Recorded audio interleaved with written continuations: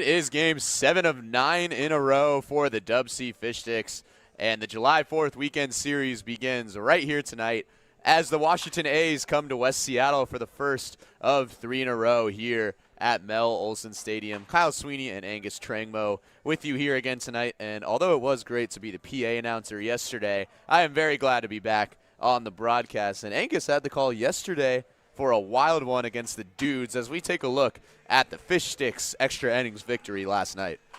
Yeah, the Sticks were down to their final strike before Tyler Eisenhut brought home Braden Bartholomew in the bottom of the 9th inning. And then an out on the base pass sent this game to extra innings. Rodrigo Montano tried to extend to third and was out by a mile. So we went to extra innings. The Dudes loaded the bases with nobody out. They looked poised to take a lead, and then Duncan Boss got a couple outs, and Hawthorne Moody came in and had one of the biggest strikeouts of the season in 3 pitches on Brody Gohagen to keep the Dudes at a 0 in the top of the 10th. And then in the bottom of the 10th, it was Alex Hamada, the hero last night, a base hit through 5 infielders. I don't know how he did that, but that walked it off, a 6-5 win in 10, one of the crazier games you'll ever see at the Friar. That one extended late into the night, but now a quick turnaround for the Sticks. But this is the first time this season that the A's and the Fish Sticks have faced off. The two teams met almost a month ago now, hard to believe that, in the season opener for the Fish Sticks, one that the Sticks squeaked out in a 6-5 victory thanks to Daniel Weintraub, who was trouble for them on the A's side. Yeah, he brought in a run, and he had a big-time double right here that got the Athletics right back into the game. But Zach Hampson came in and shut down in the 9th inning. It's one of the best closer appearances I've ever seen, and that's his final strikeout right there. Goes 1-2-3 on the A's, and that was also a 6-5 win for the Fish Sticks. So a really good battle the first time these two teams met. So the A's and the Sticks battling once again here on July 4th Eve at the Friar. The Sticks are looking to build off their big win last night. First pitch right around the corner.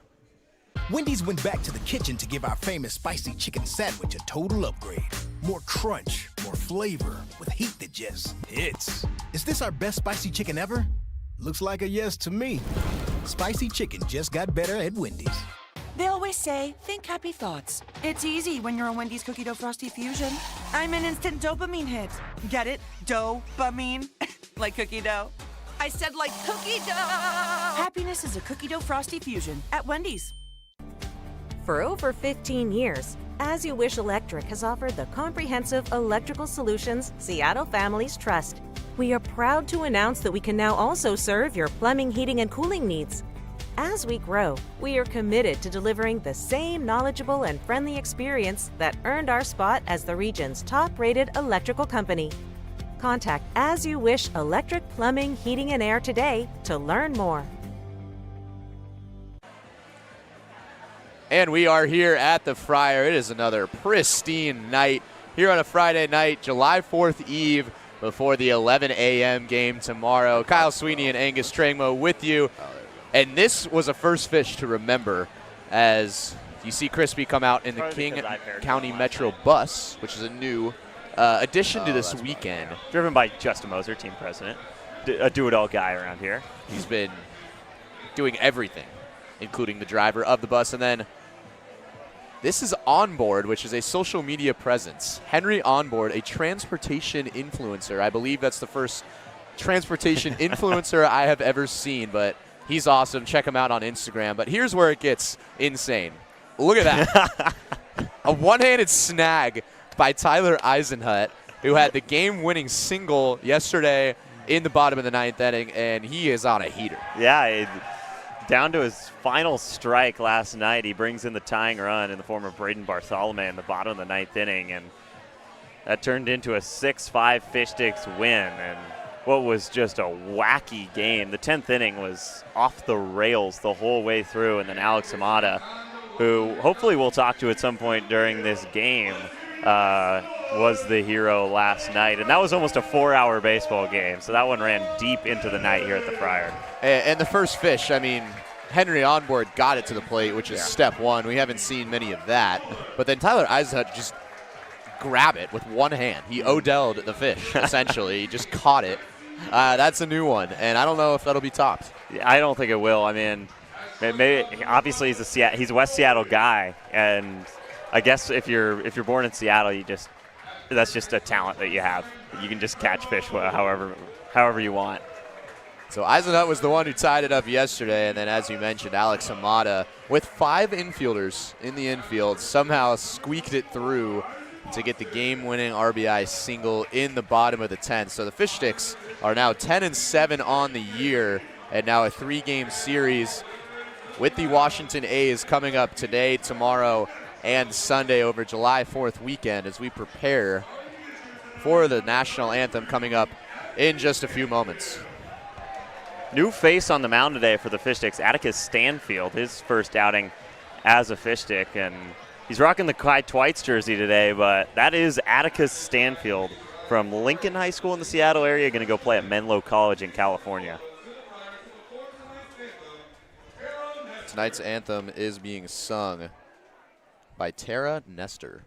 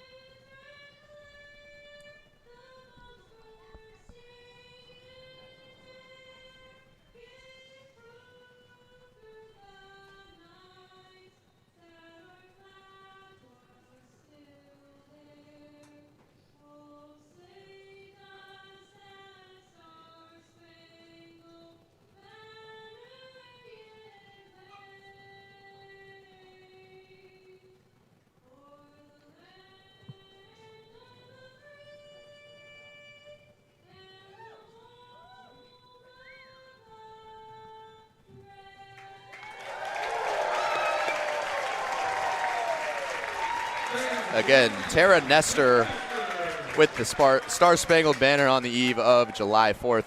And as Angus mentioned, this is a new name on the mound for the Fish Sticks, the first appearance of the summer for Atticus Stanfield. It's kind of a funny story. We talked to head coach Mark Lynn before the game about him. And if you remember, it was about a week and a half ago where Garrett DeGallier, the assistant coach, had to take over for 2 games. And it was because Mark Lynn was in Wenatchee, or Yakima, rather, to coach an all-star game for high schoolers, and Atticus was one of them. And Lynn ended up recruiting him to come pitch for the Sticks, and here he is today. Yeah, that's definitely only something you'll hear in a league like the PIL, but a plenty capable guy. Also another lefty arm, which is always helpful for the Fish Sticks. Definitely a righty-dominant rotation for DubSea this year, but 6'4", 205, really big guy out on the mound, and I am very excited to watch him throw today. And he will be attending Menlo College near the Bay Area out in California next season. He'll be facing the A's. Again, these two teams met back in the season opener almost a month ago now. It'll be Jaden Matsuoka, Ty Long, and Daniel Weintraub leading it off for the A's. And Weintraub's a guy we highlighted in the opening, but I don't think we really did justice to how much trouble he gave the Fish Sticks in the season opener. As we take a look at the keys to the game, Angus, give it to us. So first one, quick turnaround. Obviously last night was a very emotional win for the Fish Sticks, but you can't get caught up in what happened last night. You got to be back to the field, and it's going to be hard. This is the 7th game in 7 days, and last night was a thriller. But it's going to be hard to do that, but you got to have a quick reset in your mind. Limit Daniel Weintraub. He was so good the first time these two teams met. He's in the 3-hole today.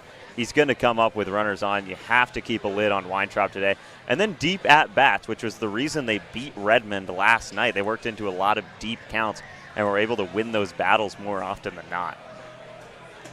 Angus, Atticus, mixing up my words already. Both great names. Angus right beside me, Atticus on the mound as the play ball kid, ready to get things kicked off here at the Friar.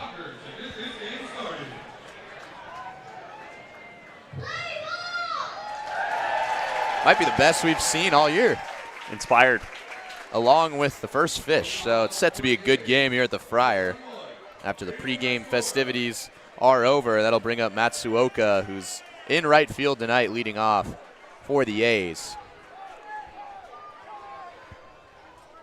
Oh boy. Looked like Stanfield was ready to pitch, and they called it off halfway through. Looked like some of the pregame celebrations had still yet to get off the field. So Stanfield will take to the mound again. And we're underway, and up the middle to the right side. That'll be a base hit on the first pitch. What a way to start for Matsuoka and the A's. Yeah, not a lot are you going to see the first pitch held up, and he was through the full windup on his first pitch of the day, but really nice piece from Matsuoka to get things going. And now you've got Tyler Long, who is very good in his own right, and then Weintraub right after him. So Matsuoka is aboard. Stanfield delivers ball one to Tyler Long. We saw Long back in the season opener. He struggled. He was 0 for 4 with 3 Ks, hitting in the 2-hole spot, which is where he is tonight. Stanfield takes a look and throws over. We're going to hold Matsuoka at first. We did not see Matsuoka in that season opener, but a good first impression. He took the first pitch he saw to the right side for a base hit. And he'll take off. Long swinging Jake Daly behind the dish. The throw is not in time. Talk about a bang-bang start for Matsuoka. He's at second base. Yeah, he's created an opportunity for the A's to get on the board in the first inning by himself already, and that's kind of the leadoff man's job. So Long is going to be junior next season at Eastside Catholic. One of the younger guys you'll see in this game. That's way outside for ball two.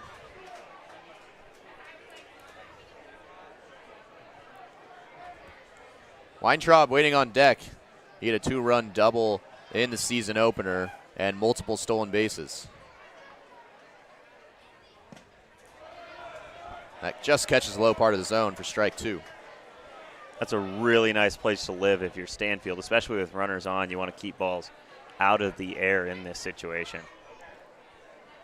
Matsuoka dancing around at second base. He just got a stolen base after his leadoff single. Stanfield taking a long look his direction. 2-2, off speed, popped in the air. Could be trouble, rolling, going back. Loses his sunglasses, but makes the grab for out number 1.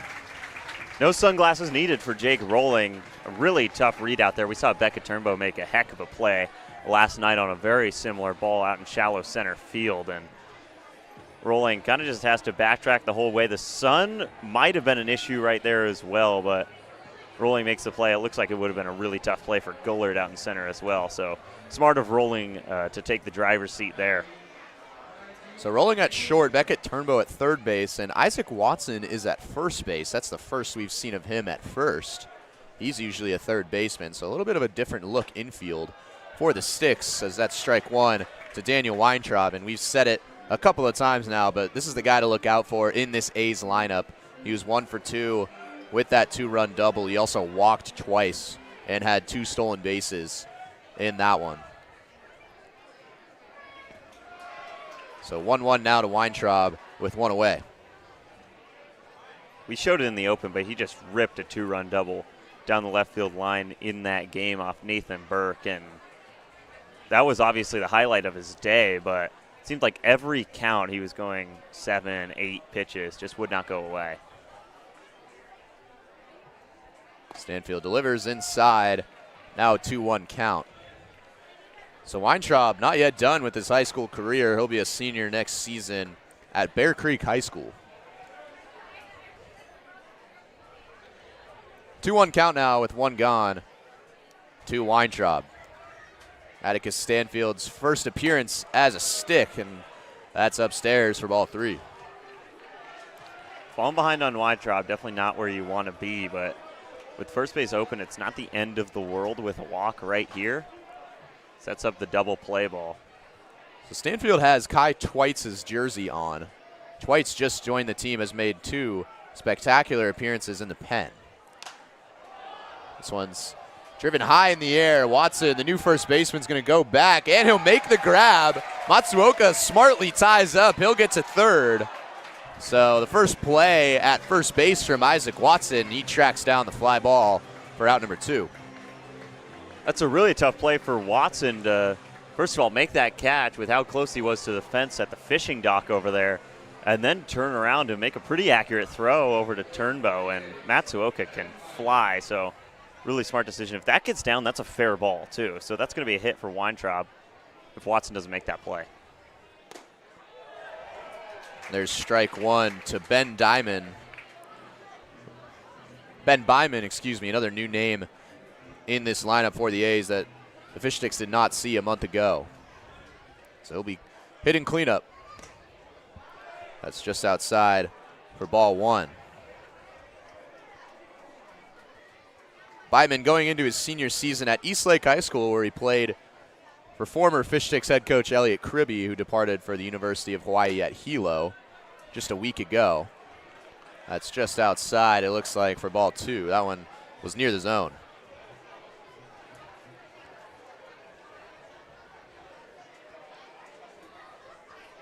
Here's the 2-1 to Ben Byman. Off speed, curls in there, and the count will even up. That's such a good pitch on 2-1. Doesn't give Byman any chance at bringing in the run from third, and lefty on lefty. Stanfield can go anywhere here. Another off speed and gets Byman to chase. So Atticus Stanfield is clean through his first inning of work for the Sticks, who will bat here in the bottom of the first at the Friar.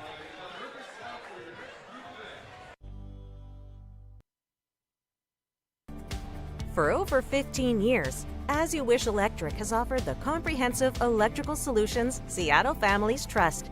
We are proud to announce that we can now also serve your plumbing, heating, and cooling needs.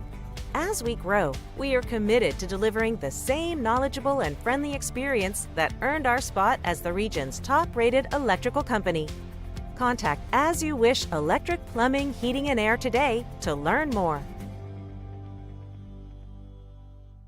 Once upon a home, in a Seattle bungalow, the Huffs searched on Thumbtack to find their next pro. Now the job is all done, and the table is set. The hot dogs taste better on their fancy new deck. Start your home story on Thumbtack. Here in the bottom of the first for the Sticks, and of course, it is a non-league matchup, so that means a fan batter will be coming up first, but here's the rest of the lineup for the Sticks. Rylan Gollard, Jacob Rolling, and Braden Bartholomew, 3 names we've seen at the top of the order. Now heading into the meat of the summer, then Evan Hellner, Noah Benedict, and Jackson Dulay will follow, and Jake Daly, Becca Turnbow, and Isaac Watson, Alex Hamada will be hitting 10th because it is a non-league game, so the Fish Sticks will be hitting 10, but this is the fan batter. It is Dane Harlan up today. It'll be the 3rd fan batter of the season. Of course, no hits over the 4-year history of this thing, but Dane looks ready to go. Yeah, we can only hope that we see the first hit in fan batter history at some point this season, but we've got 3 fan batter games in a row over the weekend, so a lot of chances over the 4th of July holiday. You know, with no offense to Dane Murray, that practice swing he just took, my odds of him getting a hit here have gone down a little bit. He should look to work a walk. Yeah, that's what I'll say. Well, he'll be facing off against Sean Evans, who will be hitting the 5-hole and will be leading off next inning. So he's listed as a pitcher and a DH for this game. Evans is going to face off against Dane to start things off. Yeah, Sean Evans, high school teammates with Beckett Turnbow at Tahoma High School. Stanfield and Evans, similarly built guys, which is big. He's 6'4", 210 out there, so a couple presences on the mound for both of these squads. So here we go. Dane Harlan will step to the plate. Again, everything he does counts for the Sticks. If he gets a hit, he gets a hit. If he gets on base, he's running the bases. If he somehow clobbers one out of here, that will be the first run of the game. Here's the first pitch. And he forces a ball. So good watch. Evans smiling a little bit. Dane is stretching out. And the Sticks love it. So here's the 1-0. That one does catch the plate. And Harlan's looking for an challenge. I don't disagree with him on that pitch. Ooh. So at some point, Man. Harlan is going to have to swing the bat. He hasn't had a terrible watch yet. Obviously, he's behind 1-2, but those pitches were close. Evans goes fastball, and Dane Harlan failed to swing the bat. So that's a little unfortunate. He's getting some boos as he heads off. I mean, if you get that kind of chance, you got to have at least one hack when you're out there. So that was fun. I don't know if Dane Harlan had a lot of fun because he literally did not swing the bat. But now that is one out, and Rylan Gullard will lead things off. The normal leadoff hitter for the Sticks. As Evans fires in an off-speed pitch for ball one. Yeah, you can tell he wanted the challenge. It might have been a little in, but that's too close to take. Here's the 1-0 to Gullard. He's way out in front of it. Check swing for strike one. Gullard has had a hit in all 16 games this summer. By far the most consistent hitter on the team. He was 1 for 4 last night with a 2-run double that got things going in the scoring department. 1-1 from Evans is inside for ball two. It's a good watch from Gullard. I mean, that fastball has some serious zip on it, one of the faster fastballs I think the Fish Sticks are going to see at the Friar this year. 2-1, again, fastball is low, so the count 3-1 to Gullard.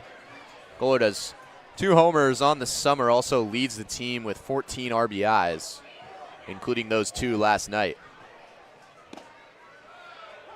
Just catches the bottom part of the zone, and the count will fill up. Yeah, Evans is going to rely on his fastball when he needs a strike based on early indicators and just how good that fastball is. Goes off speed. Gullard punches it to short. The long throw just beats the speedy Gullard. That was Austin Halverson at short who made the play, and there are 2 down. That was really close. That ball beat Gullard to the bag by maybe half a second. We'll get another look at this. I mean, it didn't look like it was going to be that close, but man, he Ooh. might have been safe. That's a Ooh. great replay from our crew. that's about as close as it gets. So Evans fires in strike one to Jake Rolling. Rolling and Gullard are now looking like they're forming the 1-2 punch at the top of the order. As Rolling hits this well into left field, and it gets down. One hops the wall. Jake Rolling is going to glide into second base. And the superstar incoming freshman continues his hot start. And Evans left that off speed hanging for him. He sure did, and Rolling's going to punish that more often than not. Just putting up some video game numbers early in his season with the Fish Sticks. And if I was a Zags fan, I'd be really excited for Jake Rolling to come to Spokane. Rolling was 2 for 3 with a couple of doubles against the Apple Sox 2 days ago in Wenatchee. Was slashing .421 and had a .633 on base percentage coming into this one. And you got to think, oh, well, maybe he has limited plate appearances. But no, this is now his 10th game on the season, and he has really got things going. So this is Braden Bartholomew who steps to the plate. So 2 gone with Rolling at second after the fan batters struck out in 4 pitches. That just catches the zone, and Bartholomew behind 0-2. Kind of overshadowed by the big moments from Eisenhut and then Hamada last night, but Bartholomew had the hit that got the 9th inning going, and he came around to score the tying run. He is hitting .164. He is struggling this summer, and he did not go around. And Rolling will get to third. I think Ryder Oswalt tagged him just in case. But the count will be 1-2. Bartholomew had 2 homers and a double in a 2-game span on June 27th and 28th after struggling to start the summer. And it looked like he was going to burst back onto the scene after hitting .303 at the collegiate level last year. Since then, he's 1 for 15 as this one's popped straight in the air. Oswalt's going to give it a look, and he'll make the catch. Man, that is a tough play from Oswalt. But Evans is through the first inning. Scoreless here at the Friar. Will be going to the top of the second. both teams leave runners on third, and it's an early indicator that both of these pitchers know how to work with base runners on. But a couple nice pieces of hitting from first Matsuoka and then Rolling, and I think we're in for a pretty good pitching matchup tonight regardless, because both of those guys, outside of one mistake, were really able to pound the zone. There's two good lefties out of the bullpen. Cole Knupfer and Ryder Peterson tossing T-shirts to the crowd here at the Friar. Peterson was great in relief yesterday, as he's been all year, and Knupfer could be an arm to look out for coming in tonight. He's committed to play at St. Mary's. Boo. They're not even a conference team anymore. You mentioned Zags fans. As a Gonzaga graduate myself, I'm pretty excited to see Jake Rolling next year. Yeah, I mean, if you've ever gotten the chance to look at his numbers from Jesuit High School down in Portland, they're pretty stupid. It seems like that shouldn't be possible, what he did, and he was kind of a slam dunk Metro League Player of the Year down there, and it's a really good pickup in Spokane. It really is, and he has been so fun to watch ever since he burst onto the scene here in DubSea. He hit .574 last year, just to put that in perspective. And that is not Kai Twites at the mound again. Atticus Stanfield is wearing Kai Twites' jersey in his first outing as a stick. He was scoreless through the top of the first. He'll look to do the same here in the top of the second. That's in there for strike one to Shauna Evans, who is on the mound. We saw this from Tilden Sue last week with Elevate Northwest. He started the game and was hitting seventh. He hit a 2-run bomb in the second inning of that game. As you mentioned, Evans and Beckett Turnbow, who's playing at third base, were teammates back in high school. Evans graduated this year. He's going to be attending LMU, so he'll be playing in that WCC with Cole Knupfer over at St. Mary's. 2-1 count now to Evans. Stanfield delivers outside for ball 3. So he let up a leadoff single in the first pitch he threw as a fish stick to Jaden Matsuoka, who eventually came around to third base, but he would be stranded there in the top of the first. That's at the knees, and the count will fill up. That's a really nice pitch. We saw Evans throw a similar pitch last inning, kind of just find the zone against Gullard. So Evans stays alive. This is very different from the first at-bat that Stanfield faced in the last inning, where he let up a single on the first pitch. This will now be the 7th pitch to Sean Evans. And that'll be ball 4. So the leadoff man is aboard for the second straight inning. Innings will head to first, or Evans. Now Bo Tate comes up. Tate did have a hit his first time at the Friar almost a month ago, man. It's flying by. That game was on June 6th, and season ends on August 1st. So we're getting to the halfway point of the season for the Fish Sticks, and it's been in a flash. Slow off speed makes its way in there to strike one to Bo Tate. Tate playing in left field will be entering his senior season at North Creek High School next year. Evans at first. This one's towards Jake Rolling. He fumbles, will fire to first, and it's in time. A nice pick by Isaac Watson. We saw Rolling have a couple of errors yesterday at short. He knocked it down, but still was able to make the first out. Yeah, and the real first look at Isaac Watson fielding a ball at first is on a short hop, and he makes it look easy. That definitely could have been 2 with a clean exchange. But smart move by Rolling to head on over to first, and Isaac Watson all over it. He was such a good glove at third. It feels like it's probably going to translate over to first with Braden Bartholomew, who is an amazing defender in his own right, getting the day off out in the field. So Austin Halverson will step to the plate and take a look at strike one. Halverson, another guy that the Sticks saw in the season opener, was 0 for 1 with a walk. He also scored on that Daniel Weintraub double that we highlighted it in the open. So Evans will stay at second with one gone here in the top of the second. Stanfield delivers near the knees, but a little too low for ball one. That low part of the zone seems to be where Stanfield likes to put a lot of his fastballs. And similar situation to last inning, you don't want anything in the air with a runner on second. That one also low. 2-1 count now to Halverson, who will be entering his senior season at Jackson High School, also listed as a right-handed pitcher, but he's batting left. Batting on the left side, he's hitting 7-hole here tonight. Off speed, Halverson took a big hack, but that'll be out of play.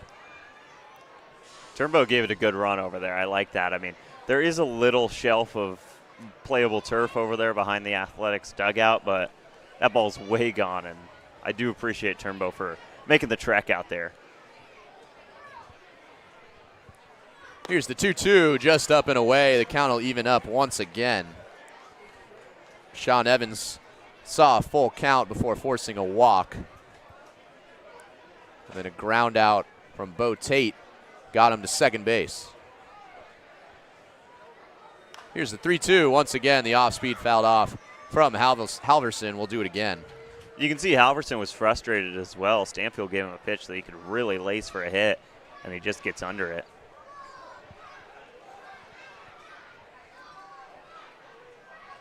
It was 6-5 Fish Sticks last time these two teams met almost a month ago.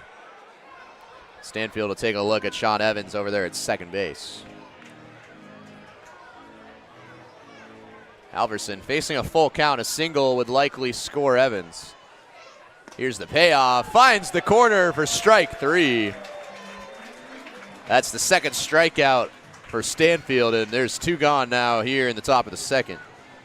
Absolutely just tickles the corner of the strike zone with that fastball. Halverson thought it was ball 4, but man, that is a great pitch from Stanfield for the second out of the inning. 2 gone now for Cruz Payne, who was the only sub that came in the season opener. He pinch hit for Irola, who's playing at third today. Payne was 0 for 2 pinch hitting. Delivers, and it hits him in the calf, so Payne will be aboard. There's now 2 on with 2 out here in the second.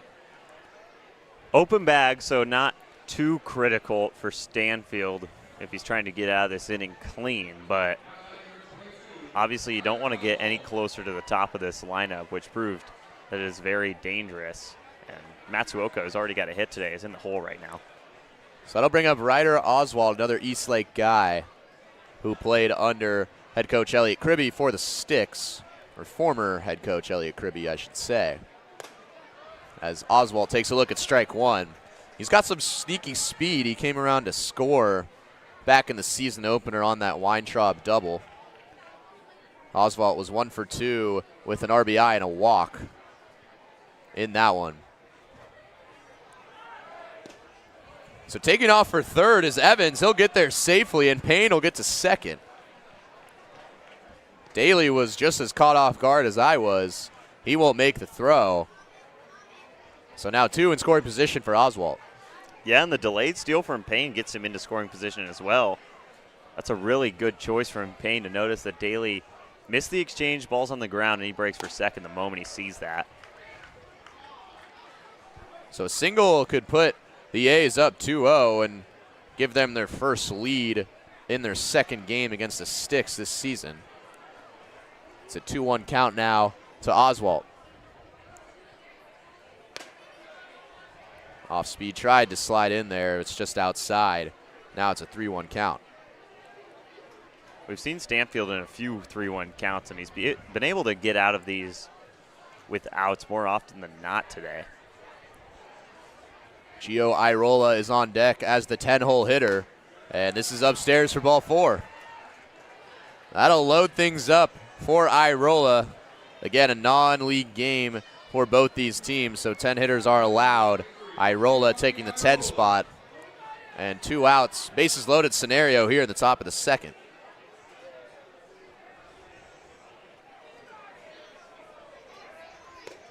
As Stanfield delivers again outside for ball 1. Looks like they're going to go have a chat with Stanfield. DeGallier will come out and discuss, but I think this is a well-timed mound visit for the Fish Sticks. You have a guy that just walked a runner on and then starts off Irola with a ball. You just have to get him to find the zone again, because you'd rather have Irola earn a hit than just walk him right onto the base pass and then have Matsuoka come up right after that. So Irola, another one of the young guys on this team, he's going to be a junior at Eastside Catholic. And Jaden Matsuoka, who had a leadoff single back in the first, is waiting on deck. So Atticus Stanfield had a clean first inning after that single from Matsuoka. Now dealing with a little bit of trouble here in the top of the second. It's Gio Irola who took a look at ball one to begin the at-bat. Stanfield, deep breath, delivers in there for strike one. That's a big one for Atticus Stanfield. Yeah, and you can only assume that DeGallier just went out there and tell him, whatever you do, just live in the zone right here, and he does it with the 1-0. Here's the 1-1 way outside. Jake Daly gets the call behind the dish tonight. He had to lunge for that one. We've seen both Evan Hellner and Peyton Barsati a lot. And Daly gets the call today. 2-1 incoming for Stanfield.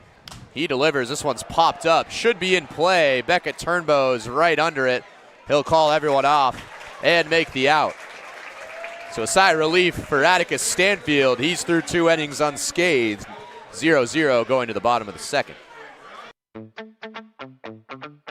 You ever wonder how Crispy gets to the fryer for games? He uses King County Metro's Rapid Ride H-Line.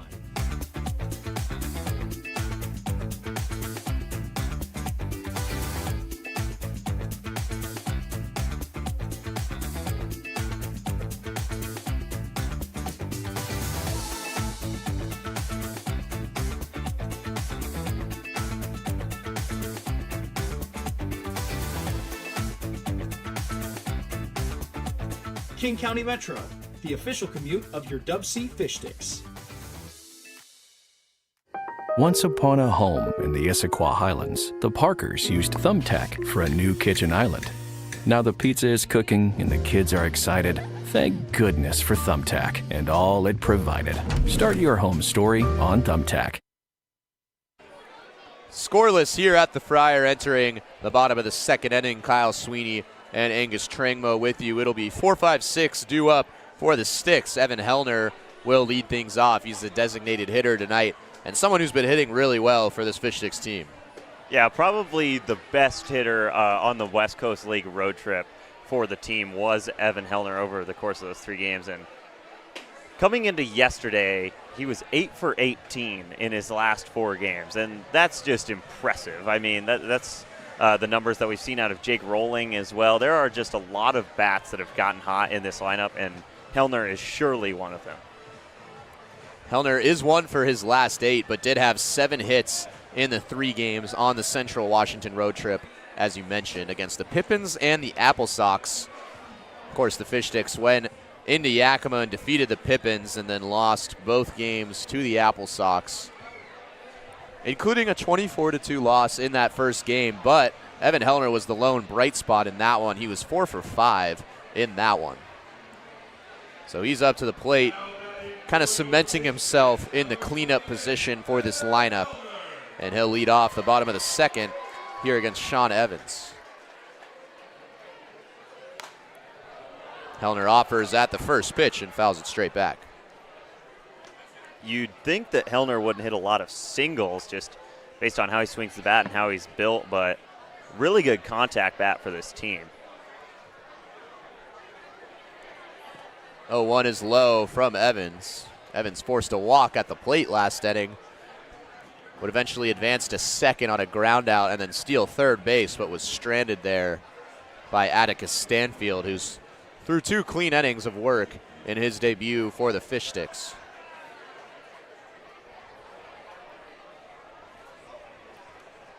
Evans shaking off a couple of pitches. Here's the 1-1 to Hellner, who's way in front of that off speed. Count now 1-2. That off-speed has been pretty disgusting from Sean Evans today. Got a pretty bad swing out of Gullard, and now Hellner chases it. Hellner connects this time on the off speed towards right field. Matsuoka speeding over there. He won't make the grab, but man, we were talking about it during the break. Matsuoka, we saw him as the leadoff man steal a base. He's one of the speedier guys we've seen this summer. He can fly, and we've seen a lot of fast guys, especially on that West Coast League trip. We saw a lot of speed, but he can move, and he almost made that play out there. Another 1-2. Hellner will stay alive. Hellner played at Sumner High School last year, 23-4 record, and they defeated GU Prep to capture the Washington 4A state title. Another 1-2, and the count will even out. Hellner's so good at waiting for his pitch, and that's why he hits so many singles, is because he can really extend his pitch to a lot of parts of the zone. 2-2, blown away. The count will even out. Or excuse me, the count goes full now to Hellner, who's committed to New Mexico State next season. He'll be joining Beckett Turnbow there. Payoff. Hellner's out in front. That would have been ball 4. And Evans retires Hellner for the first out of the inning.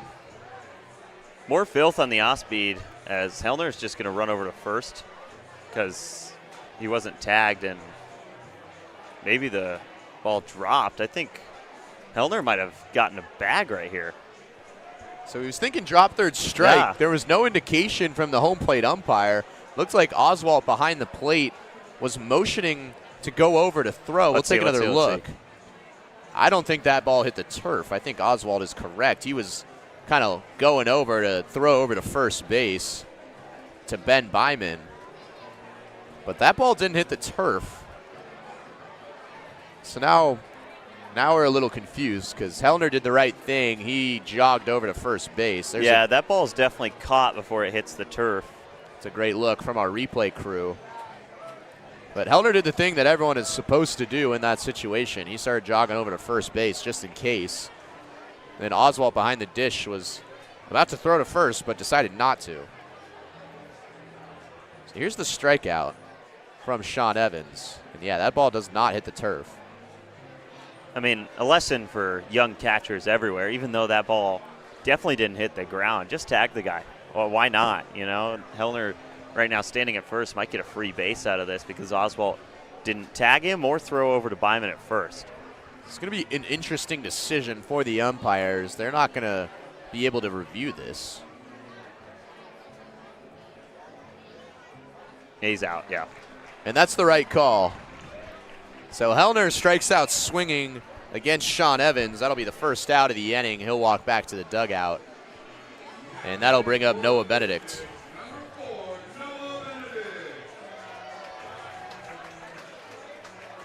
So Benedict actually going to Colorado Christian next season in the RMAC.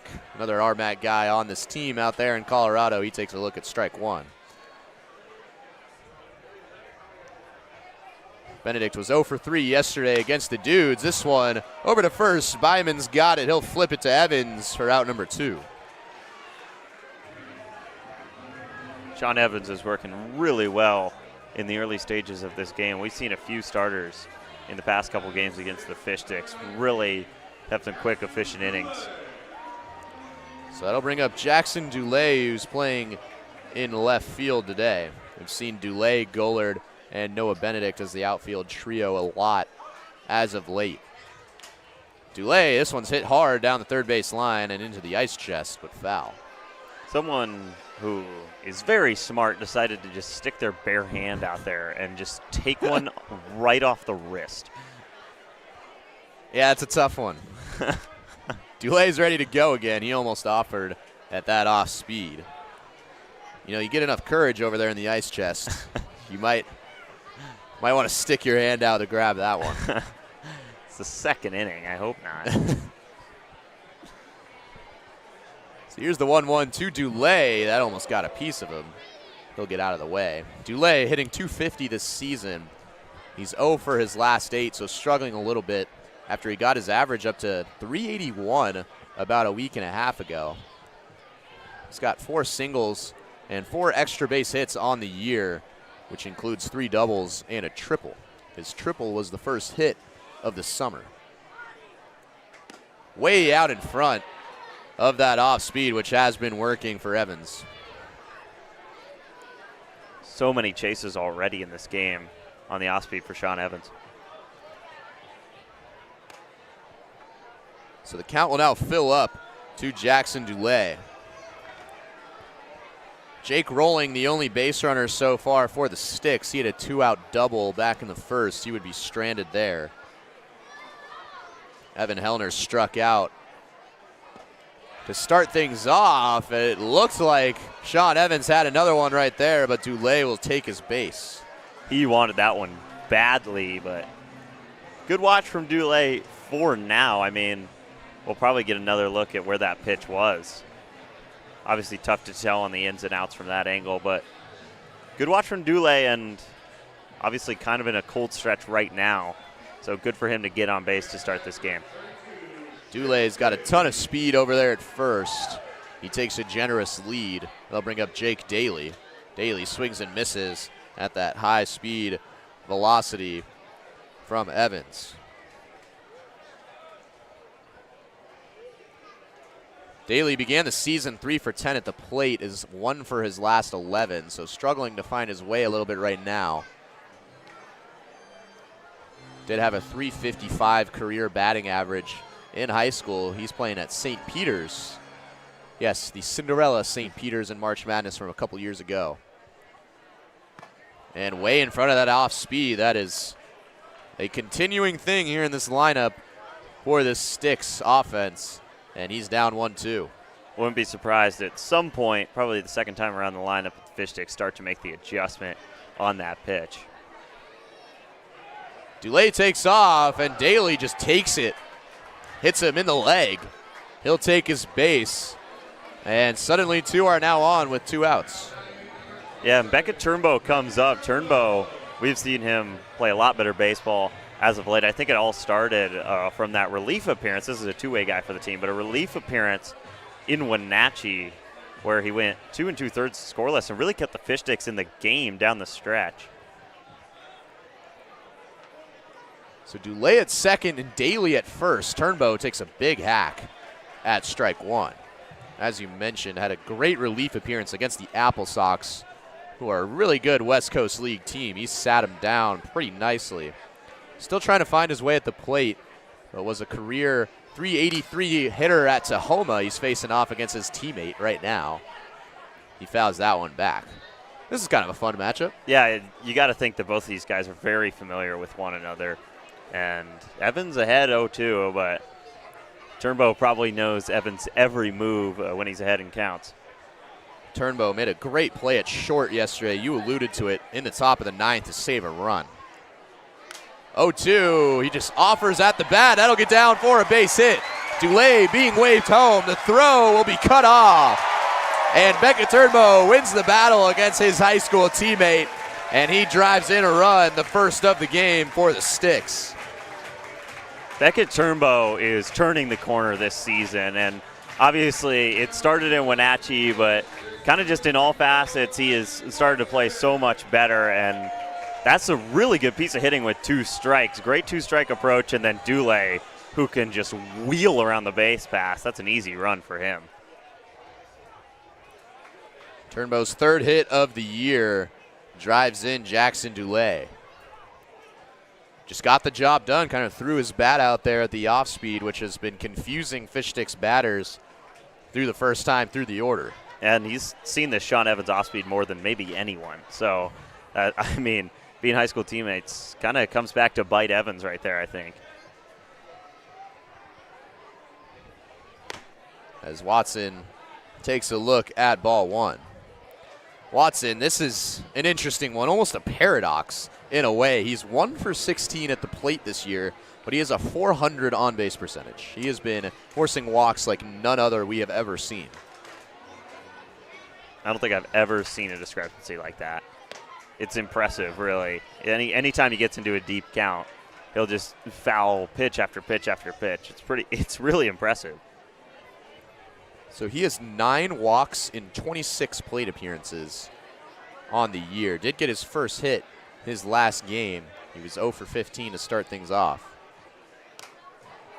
1-1 is fouled back. First time we've seen him at first today, but we've kind of come to know him over at third base, and he is just a stellar fielder over there. Already saw him make a pretty nice pick, almost Braden Bartholomew-esque is what we've come to expect at first. Here's the 1-2. Watson stays alive. And here we go. The Isaac Watson experience has begun in a 2-strike count. That's a foul off right back towards the press box, and you know he'll just stay alive whatever it takes. Daly was hit by a pitch. He's at second. Beckett Turnbow, an RBI single. Start the scoring off. He's at first. Evans delivers the 1-2. Nicely done by Oswald to keep that in front of him. Count will even out. Yeah, you said it. That's a really good job by Ryder Oswald, because Daly was almost halfway to third, and Turnbow would have just cruised into second. 2-2 with 2 gone incoming here in the bottom of the second, with 2 runners on for Isaac Watson. Double steal is on. Watson hits this high in the air to left field. Bo Tate battling with the sun a little bit. He didn't have to move much for that one, and that'll be the 3rd out of the inning. But Beckett Turnbow plates Jackson Dulé with an RBI single, and the Sticks with a 1-0 lead right now. And now Atticus Stanfield, we can assume, will probably come back for his 3rd inning of work. And he's allowed a runner to get to third base in both of his first 2 innings, but really good job under pressure for Stanfield so far today. Probably hoping for a little less of a stressful inning, I think, this time around. Got out of a bases-loaded jam in the last inning. Now it's time for the fishing frenzy on the first base side here at the Friar. Contestants will go and grab the fish. Of course, they can't use their hands, but it's a relay race of sorts.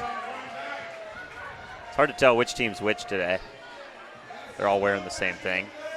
Looks like they're wearing West Seattle jerseys. Could be a Little League representation here. That's dominant. A little bit of a struggle over there. Yeah. Trying to get it. There we go. I for sure would struggle in that one. Again, I have yet to catch or wrangle a fish of any kind in my life. we got to get you out there. I don't know how we haven't done that, but we got a month. We'll see. Yeah, we'll make it happen. We still have yet to play our Wii baseball game. match, which that is we will keep you that's posted. That's probably priority. If you weren't around, this was on the Wenatchee trip during Tuesday's blowout. We had a lot to talk about that day. We were trying to just fill time, and Wii Sports Baseball came up, and I said that I would beat Kyle in Wii Sports Baseball, and he took a lot of exception to that. He did not think so. So that is on the schedule. Maybe we'll stream that on the YouTube. We could. Yeah. We might be able to put that in the highlights. But yeah, Angus I don't think understands what Wii Baseball was in the Sweeney household back then. It's kind of life or death when it came down to it. So every in and out. Well, here you are live, so you must be pretty good. Yeah, so you could say that curated my love for baseball in a way. Atticus Stanfield blows by strike 1 to Jaden Matsuoka, who swung at the first pitch back in the first inning, and it resulted in a single. Definitely interesting that the leadoff hitter swung at the first pitch both times around in his first 2 at-bats. So it's back to the top of the order with Matsuoka, Ty Long, and Daniel Weintraub are also due up. And Stanfield boasting the Kai Schweitz jersey today fires in ball 1. Or ball 2. Matsuoka has already proven how speedy he is on the bases, so this is a nice out to have if you're Stanfield. Benedict going after that one. That'll tail foul.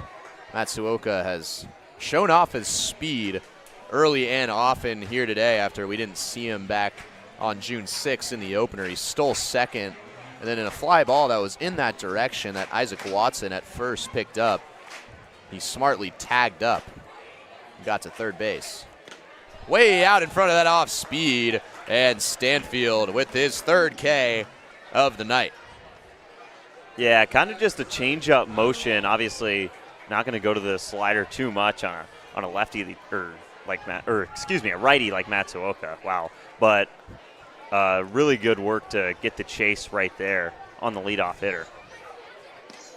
They'll bring up Tyler Long. He looks at ball one. I think you're just a little rattled for our Wii baseball.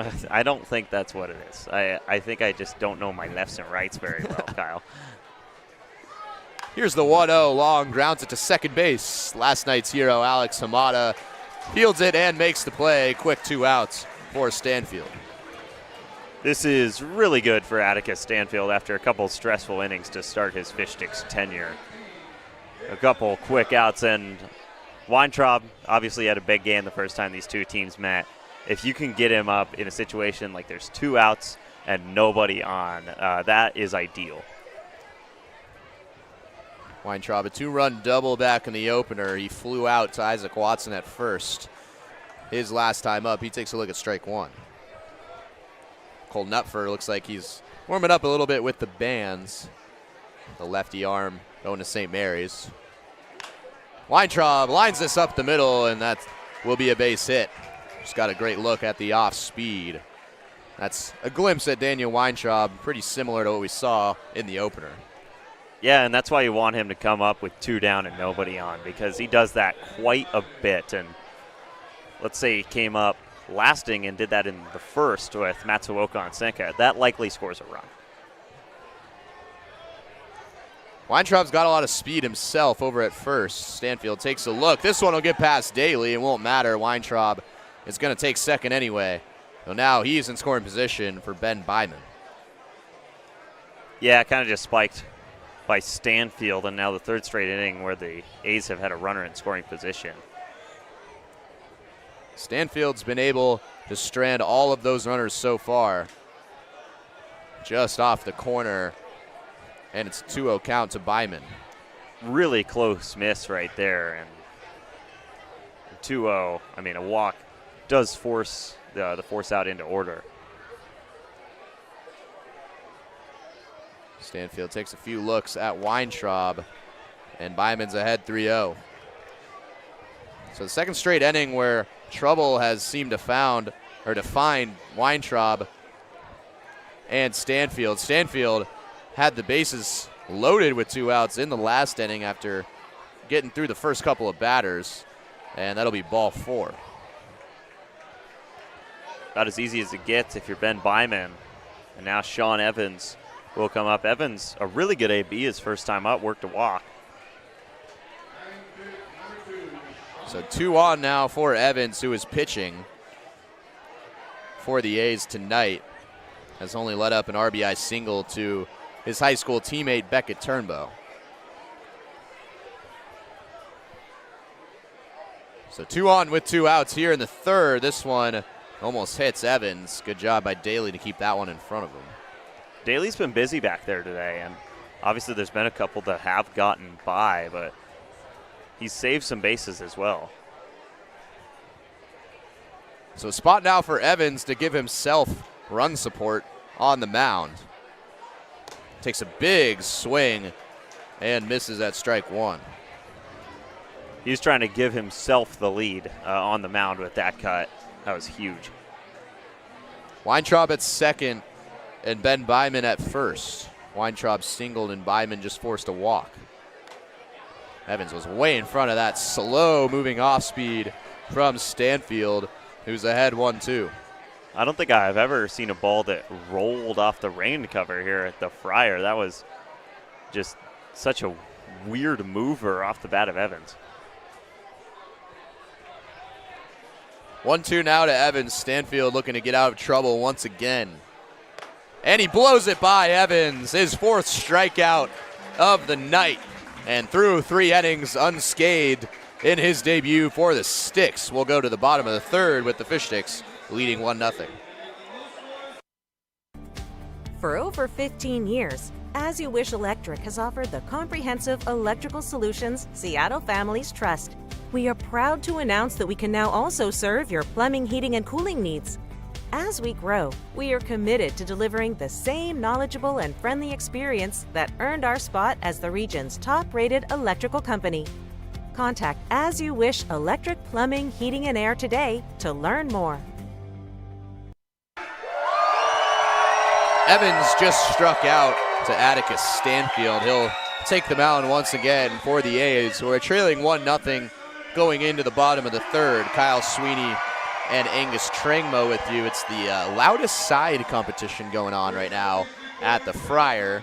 There's a lot of noise for Alex Hamada, who was last night's hero, due up here in the bottom of the third. There was a lot of noise last night when Hamada, when there were 5 infielders, he hit a base hit straight through the infield and won the game for Fish Sticks in a game where they were down to their last strike in the 9th inning. And then Tyler Eisenhut came through in the 9th, and Alex Hamada came through in the 10th. It really was a game where the Fish Sticks felt dead in the water on like 2 or 3 separate occasions, and they found a way to win. So Hamada was 0 for his last 7 before coming in to pinch hit. He had a single his first time up, a line drive the opposite way, and then fought off a pitch in a 3-2 count in the bottom of the 10th. And then, yeah, it's not 5 infielders with the pitcher included. They literally brought in an outfielder and were playing 5 infielders. Did the Dudes yesterday, and Hamada still able to find a gap up the middle. He was the stick of the game with that game-winning RBI. First pitch swinging, fouls it back.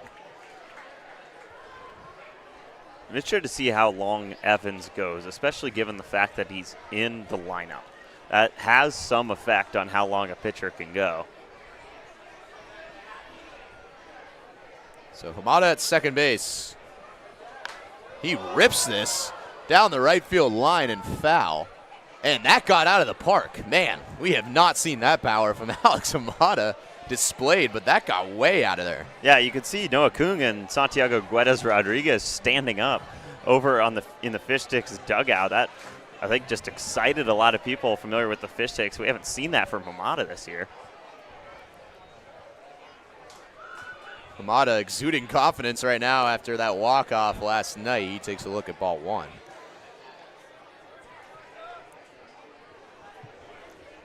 From Chaminade University of Honolulu, a D2 school down there in Paradise. Hit 221 last year. He fouls another one off. Always one of my favorites when the Maui Invitational comes around every Thanksgiving, and Chaminade gets 3 shots at a D1 school. They almost beat Wazoo this year, actually.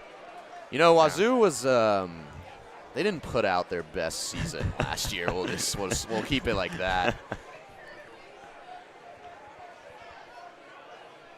Here's the 1-2 from Evans. Hamada out in front of that off speed. Oswald to go to first, and that's the first out of the inning.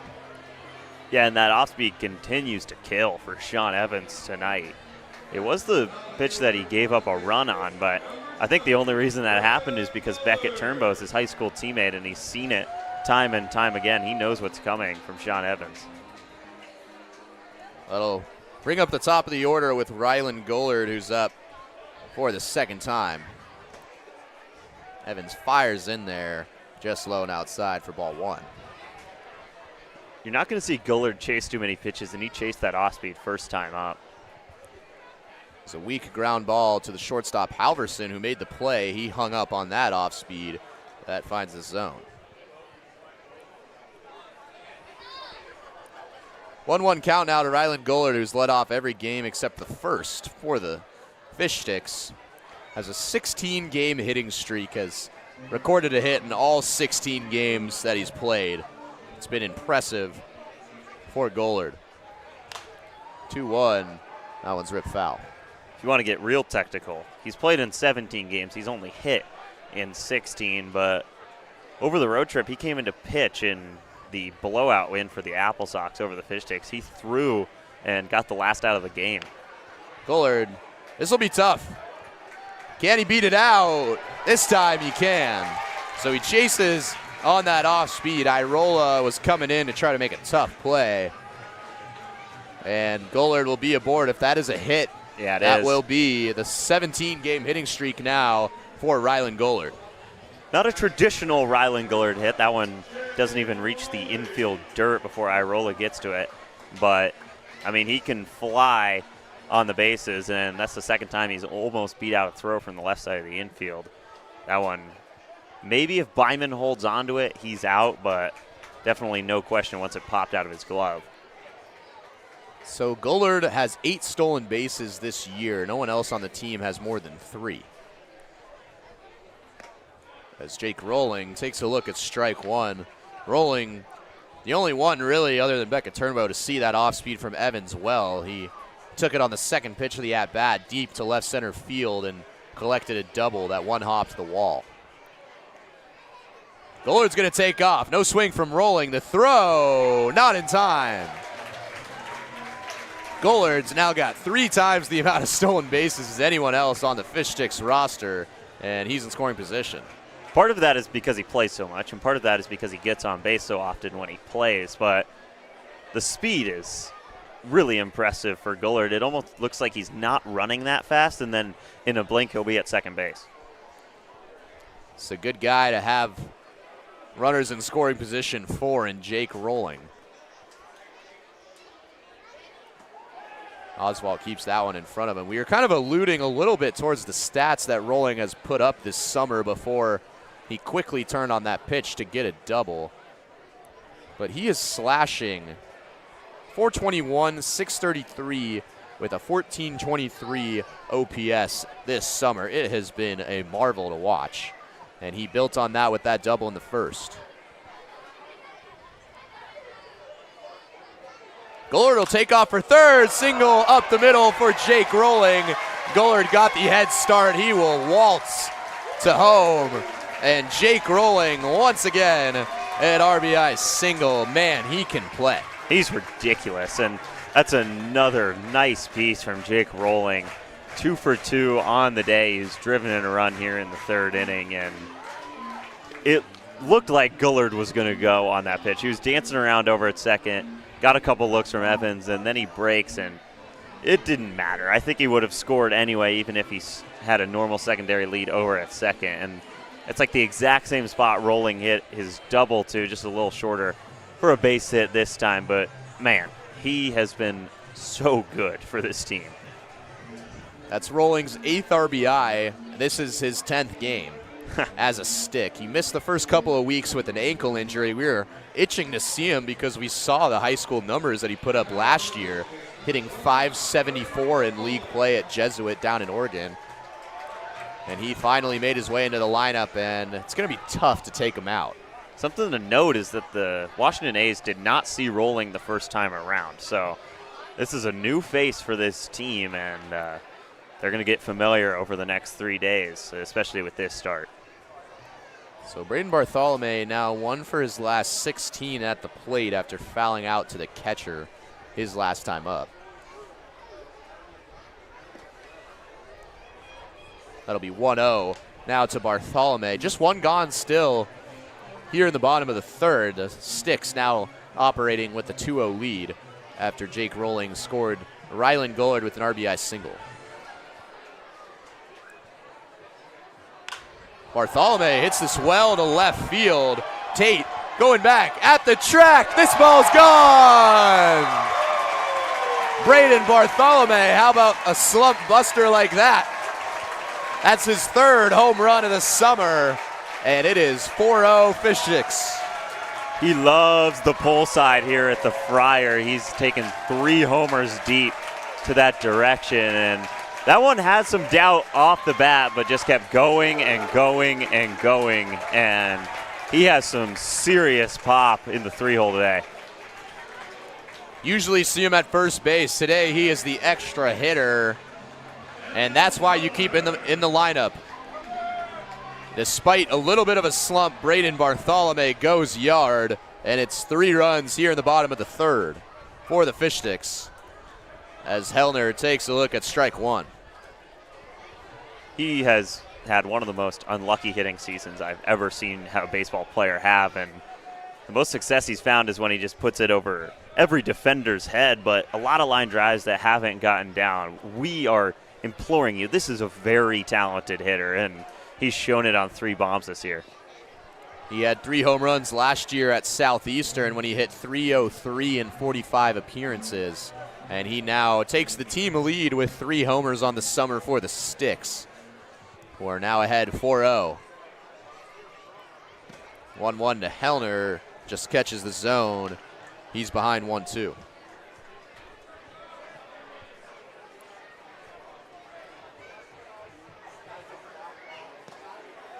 Hellner struck out on that off speed back in the second. He lays off that. The count will even out. Or now the count's 3-2.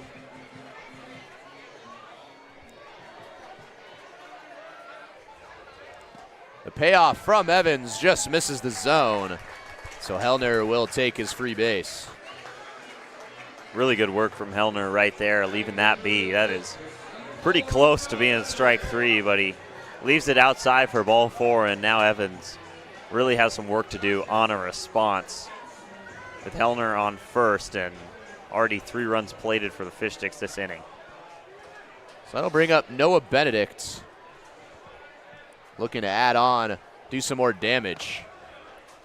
He takes a look at strike 1. Benedict grounded out to Ben Byman over at first base, his first time up in the second inning.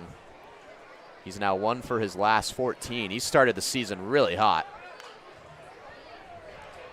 And he's behind 0-2. Yeah, just 1 base hit on the road trip. That was in Wenatchee. And when he gets on, I mean, he doesn't look like the type of guy that could really run, but he can blaze. He was 15 for 15 on stolen base attempts in high school, at least his senior year. That one's up in the zone. Now a 1-2 count to Benedict. He was showing off earlier in the year. He had an average that was north of 400 for a good time. Looking to find himself at the plate again. He fouls that one off. You can tell the Fish Sticks are starting to see that off speed better, and there were a lot of swing and misses the first time through the lineup. Now it's a lot of takes, it's a lot of foul balls, and then we've seen that turned into hits a couple times as well. 1-2 and coming to Benedict. The count will now even up. So Evans was visibly frustrated after giving up that 3-run bomb to Braden Bartholomew, who gave the Sticks a 4-0 lead. And that one catches the corner. Noah Benedict didn't like it. That'll be strike 3. That is really close, maybe too close to take right there, but it's been pretty tightly called to that outside half today, especially to lefties like Benedict, and Evans gets the nod right there for strike 3. So Jackson Dulé takes a look at that off speed off the plate. Dulé walked back in the second, would eventually come around to score on an RBI single from Beckett Turnbow. Count now 2-0. I mean, already has a walk to his name. He's ahead 2-0. Probably just antsy to swing at some point here. Dulé looking to get back on track at the plate. He's 0 for his last 8. He takes a look at strike 1. A very talented hitter. Again, I mentioned it in his first at-bat. He climbed all the way up to 381 on the season. Big hack and a miss there at strike 2. Yeah, Colton Upper really going through the whole routine today. We saw him on the bands. Now the massage gun gives us a smile. We had him in the booth yesterday. He is one of the best personalities on this team. Hellner, a good jump. He'll take off for second. That's going to airmail Tyler Long. Hellner didn't get a good read on that one out in center. He'll stay at second base. That's a tough one with him sliding in, and Weintraub, a very good arm out in center. Hellner also not the fastest guy on the team, but even with all those factors taken into account, it's likely that he would have made it into third right there. That throw was nowhere close. Almost bad enough that it kept Hellner at second. So 3-2 count now to Jackson Dulé. Hellner's going to take off again. This one's fouled off. Definitely interesting that Hellner takes off. Obviously, you don't have a runner on first, so with ball 4, Oswald can just head over to third.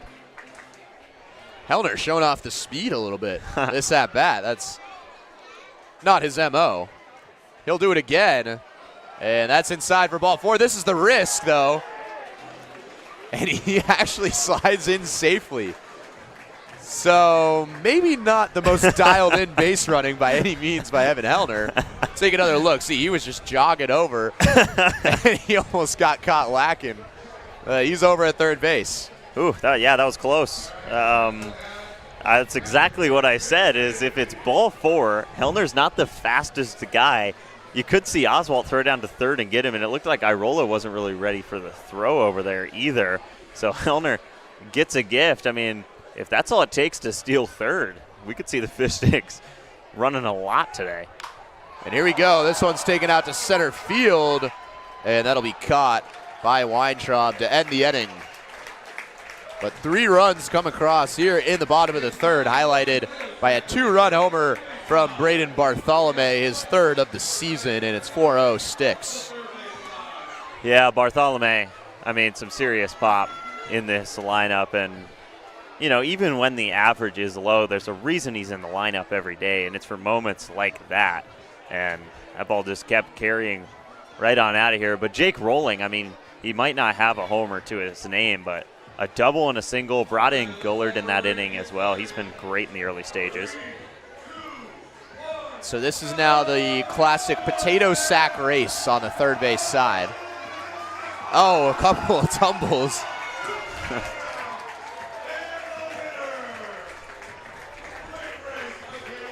Guy in the black shirt absolutely laid out there at the end to take the victory. No reason to do that either. He had a pretty wide lead, but you got to love the effort from the kid.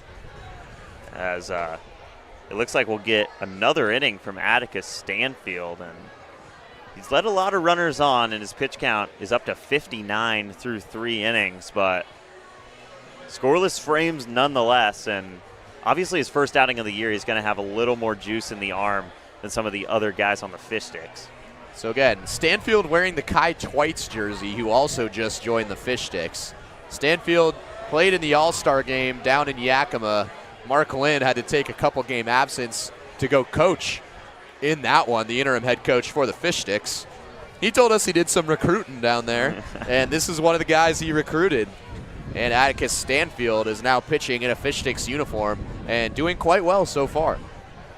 Yeah, he's worked into a couple jams, and there's been a runner in scoring position in all 3 innings for the Athletics today, but done a really good job of keeping a lid on the offense here. And now he's got a 4-run lead to work with.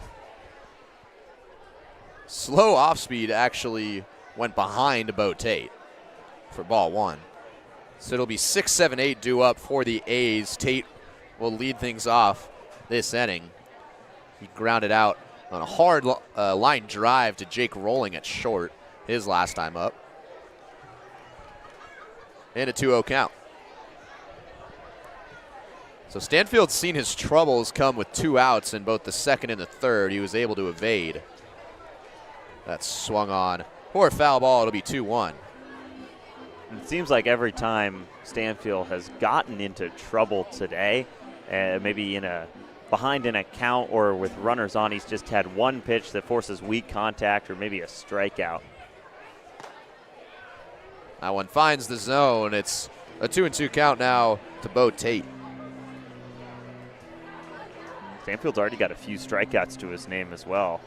This will be number 5. Here's the 2-2, and there is number 5. Bo Tate swings and whiffs, and Atticus Stanfield's got things going here for the Sticks. Really good job by Jake Daly as well. That ball slipped out of his mitt.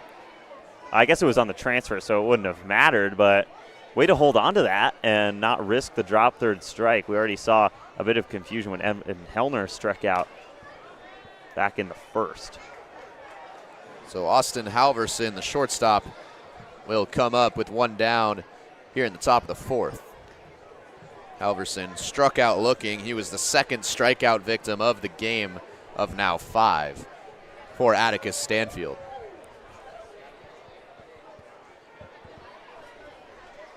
Here's the 0-1. He's ahead and fouls it off. He's quickly behind 0-2. We saw 2 quick outs from Stanfield back in the 3rd inning, and now on the same trajectory here in the 4th. But A's were able to get some runners on after a couple quick ones back in the 3rd. Here's the 0-2. That one had some zip that we haven't seen tonight from Stanfield. That's outside for ball 1. Maybe trying to send a message with strike 3 right there and just hooks it outside. This one's hit hard to center field. Gollard's going to go back. He's taking a look at the wall. He'll make the grab. Rylan Gollard shows off the glove, and that'll be out number 2. That's not as easy as Rylan Gollard just made it look, especially when you got to think about the inevitable, which is I'm about to run into a wall, and he makes that look pretty routine. And that was a hard hit ball from Halverson as well, but allowed out number 2. So that'll bring up Cruz Payne. Stanfield looking to get a 1-2-3 inning. That'll be outside for ball 1. By the way, something we haven't mentioned yet. Atticus Stanfield's got to be a running for first team all name this summer. We have a compiled list of, I think, 3 names now. Yeah, I think we're sitting at 3. We have Cash Aguilar from this team. From the A's. Not in the lineup today. And then we have Diverson Villalobos from the Utah Yaks and Indy Anderson from the Redmond Dudes. And Atticus Stanfield might be a Hall of Fame name. That is awesome. I'm assuming, now I'm not going to talk for the Stanfields, but Atticus normally comes from To Kill a Mockingbird, which is a great book because that one's fouled off. But Atticus Stanfield almost sounds like a Hollywood name in a way. A little bit. You're right. I think any like compound last name is going to do wonders, and then Atticus is just a great first name. So here's the 2-2 with 2 gone. That'll bounce before the plate. The count will go full. Did they make you read To Kill a Mockingbird in school too? Oh, you know, they didn't make me read it. It was you a just great read. read. Yeah, all right. Great read. It was the best book they ever made me read in school. 100%. Yeah. Shout out Mr. Lacey in 8th grade. This one's lined nice. right at Beckett Turnbow. That'll be the end of the inning. Mr. Lacey, a great guy. Never thought I'd be shouting out my 8th grade English teacher. But to the bottom of the 4th we go. The Sticks with the 4-0 lead.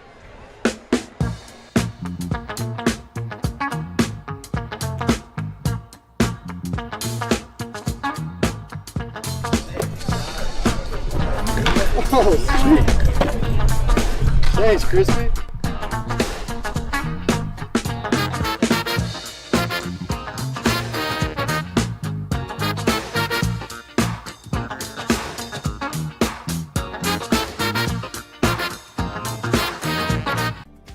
For over 15 years, As You Wish Electric has offered the comprehensive electrical solutions Seattle families trust.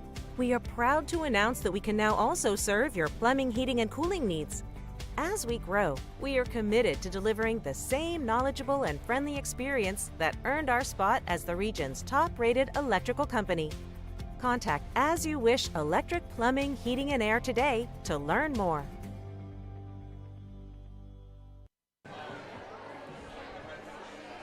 New pitcher in for the A's. It'll be the end of the night for Sean Evans, and Tristan Wygum will take the mound. This is a guy that the Fish Sticks already saw back in the season opener. Yeah, he's credited with the loss in that game, but 2 innings and gave up a couple runs. Only one of them was earned and struck out 3. But this is a talented dude. He's going to go play at the University of Rochester come next season. Went 2 innings, let up 1 hit, 2 runs, as you mentioned, just one of them being earned, but did walk 3 batters and struck out 3 as well to end things off. Back in the opener, he'll be facing the bottom of the order for the Fish Sticks. It'll be 8, 9, 10 with Beckett Turnbow due up to start the inning. Turnbow started the scoring in the 2nd with an RBI single that scored Jackson Dulé off his high school teammate Sean Evans, who has now been relieved for Tristan Wygum. Turnbow's probably a little bummed Evans isn't in the game anymore. He probably wanted another shot at him after bringing in a run against him back in the 2nd. So Wygum will take the mound. A new 4-0 lead now for the Sticks. Braden Bartholomew widened that lead with a 2-run shot in the bottom of the 3rd. So the Sticks have scored in 2 consecutive innings, looking to make it 3. Turnbow will lead things off.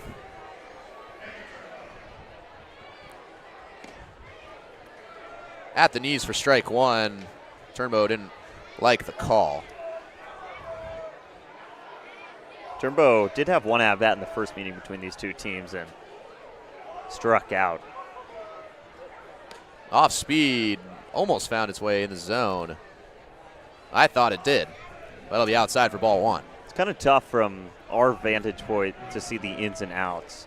And obviously, it's a better look on our monitor, but I think that did miss just a touch outside. Turnbow gets his second hit of the game. That's another off speed. He takes a big lead off first. But he'll hold up there. Great sign for Beckett Turnbow, who's been struggling at the plate, but that's his second hit of the day. Yeah, he had a pretty historic season at Tahoma High School, and one of the D1 guys on this team, we knew that it was very possible he could have a breakthrough at some point this season, and it has started to come through in the past few days. So he's at first. That'll bring up Isaac Watson. Turnbow will take off immediately. Watson swung. Clearly a hit-and-run situation, because I don't think if I was the fan batter and went up there, I don't think I would have swung at that one either. But Isaac Watson gave a little smile after that one. Yeah, obviously a tough strike to take, but listen to his coach. Got to give him that. A lot of hit and runs will be incoming from Mark Lynn and company. This one's hit well. The off speed. Watson might have just missed a piece of it, and that'll be the first out. So Turnbow will stay at second.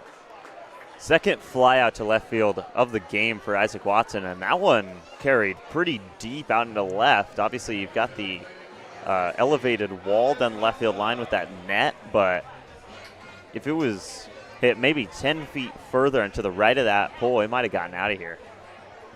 That'll bring up Alex Hamada again, last night's hero with the walk-off single. He actually blasted a home run foul. That would have been his first of the summer, but would eventually strike out.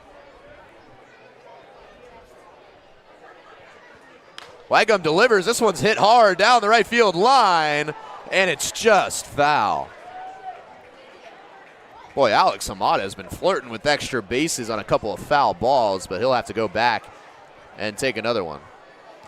Yeah, and Hamada can fly, so that would have been an easy double, and Turnbow would have been on cruise control into home plate and just barely tails foul. But you can see today, after last night's performance, including the walk-off, there's just a little bit more confidence in the body language for Hamada.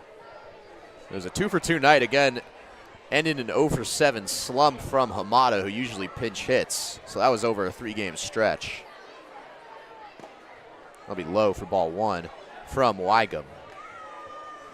With Rylan Gullard on deck, obviously, if you're Wygum, you got to be thinking getting Hamada out right here. So one gone with Beckett Turnbow, who collected his second hit of the game to lead things off. He's at second. Hamada, I think that caught a piece, and it did. He winces a little bit. That looked like maybe caught him in the arm. But now two are aboard for Gullard. This could be dangerous for the A's. Yeah, now you've got Gullard, Rolling, and Bartholomew due up. Gullard's already got a hit in this game and scored a run. Jake Rolling's 2-for-2, and Braden Bartholomew cleared the left field fence last time up. So not the part of the lineup you want to face if you're the Washington A's, especially with traffic on the base paths. So back to the top of the order for the third time. Gullard extended his hit streak to 17 straight with a single back in the third. It was an infield single nonetheless, but it'll get the job done.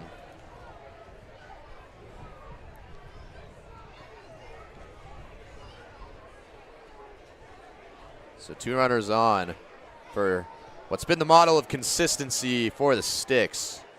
In Gullard. Double steal is on. Off speed catches the turf. There'll be no throw from Oswalt. And two are in scoring position. Fish Sticks catch a break right there, but it was a couple good jumps from Turnbow and Hamada. They both would have been safe on a clean pitch into the mid, I think. And they are kind of just having a field day on Ryder Oswalt right now. So that's the second stolen base for Beckett Turnbow of the inning. Gullard will look to add on to his team-leading 14 RBIs, 3 more than any other player on the team. And What makes that even more impressive is that he's been hitting leadoff in about 98% of games this summer. Oswalt trying to keep that in front. Turnbow didn't get a great read, so he'll halt at third. With how short this backstop is, it's just impossible to get a read on any of those passed balls because you don't want to run the risk of that ball just bouncing right back to home plate and there being an easy play at home. And especially with Gullard up, I think even though he probably would have scored, that's a smart move. So 3-0 now to Gullard. He'll take a look at his zone finder for strike one. And with Jake Rolling on deck, who has a double and a single and a run already, he also scored Ryland Gullard back in the third. That could be real trouble brewing for the A's. 3-1, Gullard takes a big hack. It'll be fouled down the first base line. No action in the A's bullpen. I mean, Weigum just came in, but the result of this at-bat is probably going to determine how long of a leash Weigum has in this game. Here's the payoff from Weigum to Ryland Gullard off speed. And Gullard will take his bag. So the bases are now loaded for Jake Rolling, who already has 2 hits and an RBI tonight. Again, the only action in the bullpen is Finn Crispy Jr., who's warming up for the Crispy race at the end of this half inning. So Weigum is going to stay out there.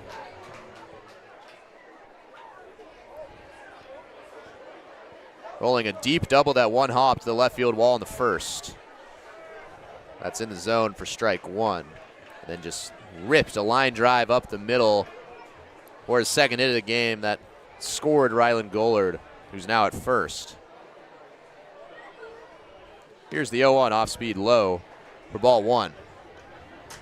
Yeah, Bartholomew coming off a 2-run bomb his last time up in the third inning. No real place to turn for Weigum and the A's right now as far as an easy out.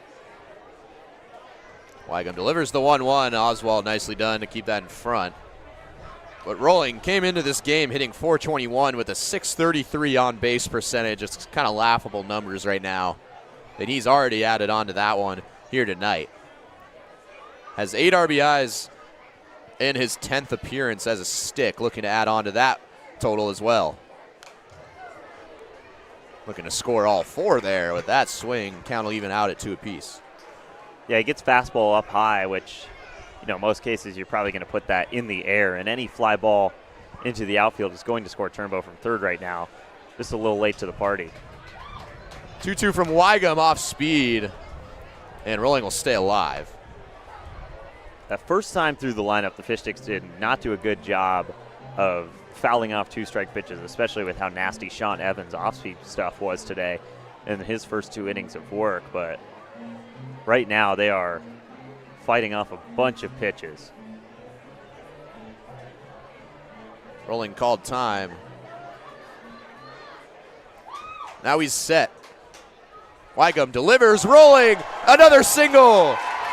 That'll drive in Beckett Turnbow. Alex Amata being waved home, and he'll slide in safely. Man, Jake Rolling, there's nothing you can do but really laugh at this point. He's 3 for 3 with 3 RBIs today.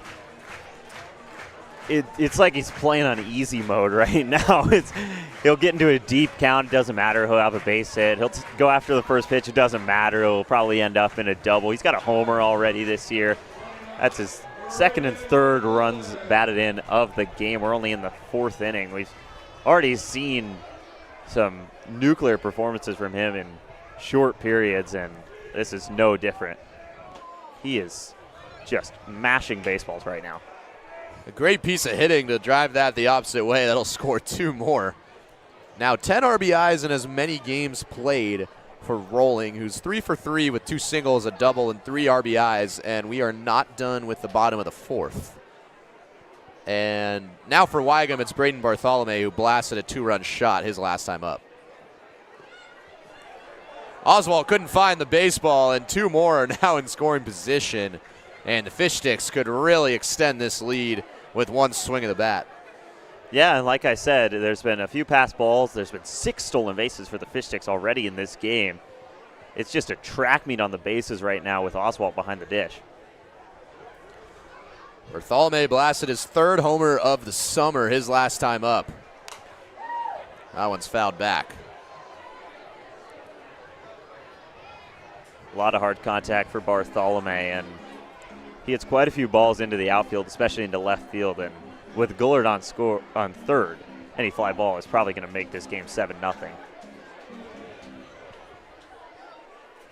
Here's the 1-2. That got way out of hand for Wygum.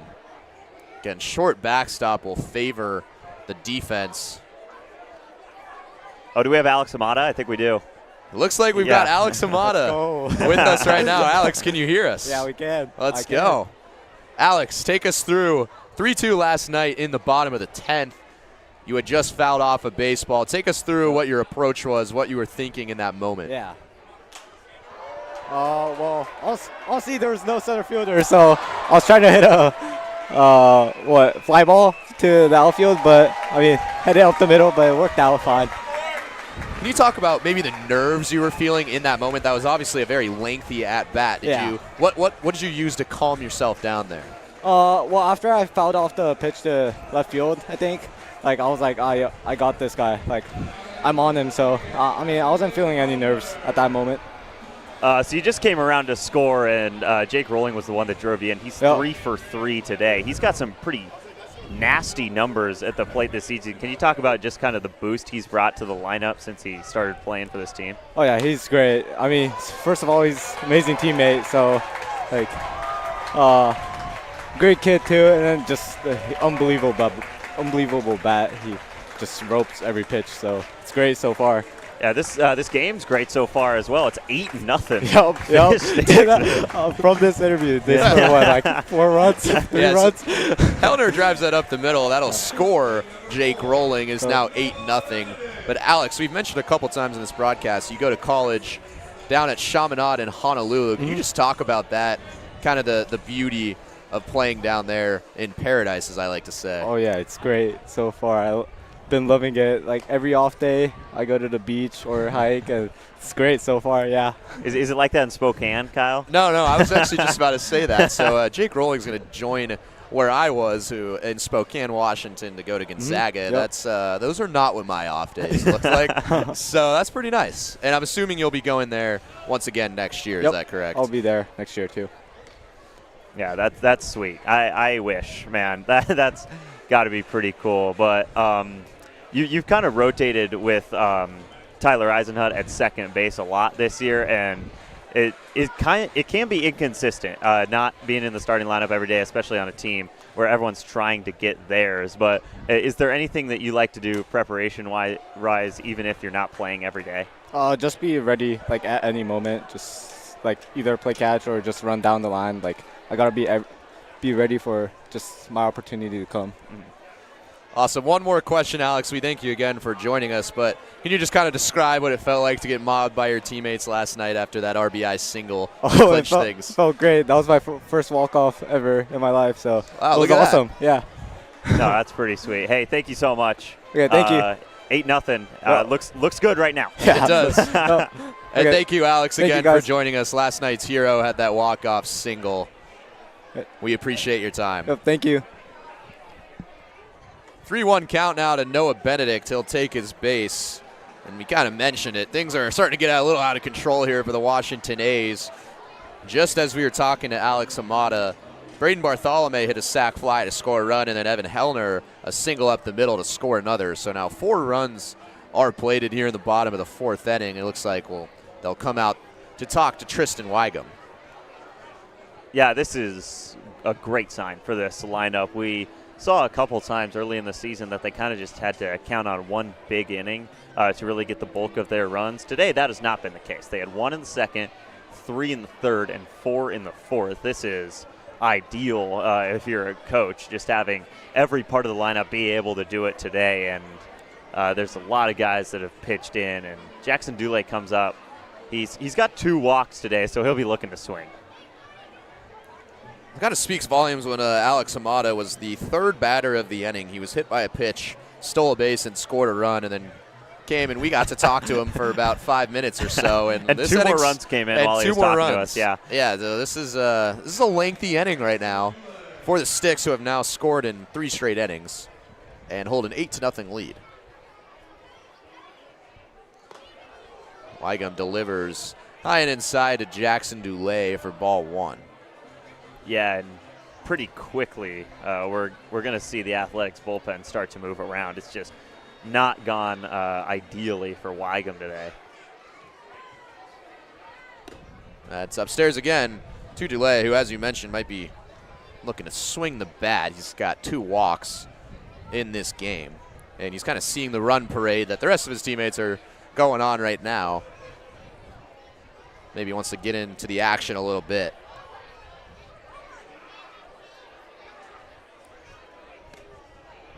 (2-0) catches the corner of the zone for strike 1. Dulé would come around to score back in the second. He was the first run of now 8 for the Fish Sticks in this game.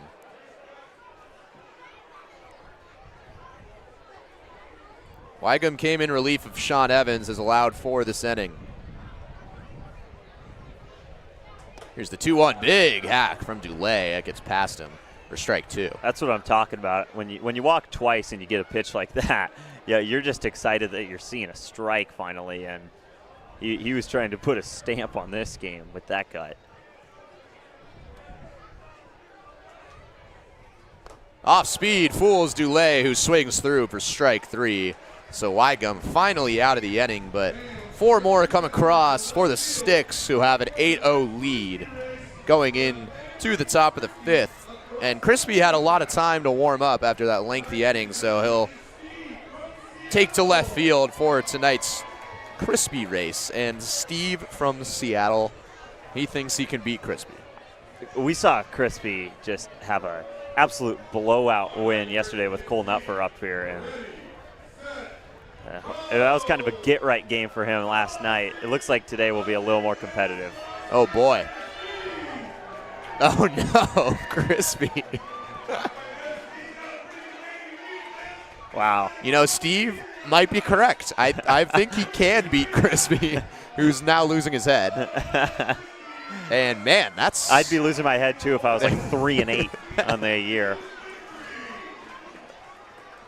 So he is now, I think, 5-7. Yeah. Which is not 5-7, 3-8. That's not the well. We don't have either way. He's lost more than he's won. We don't have the advanced stats on Crispy this year, and Cole Nupfer, who, funny enough, was in the booth for last night's Crispy race, will now come in with the Fish Sticks nursing an 8-0 lead, and I think we both liked what we saw from Atticus Stanfield today. Yeah, definitely.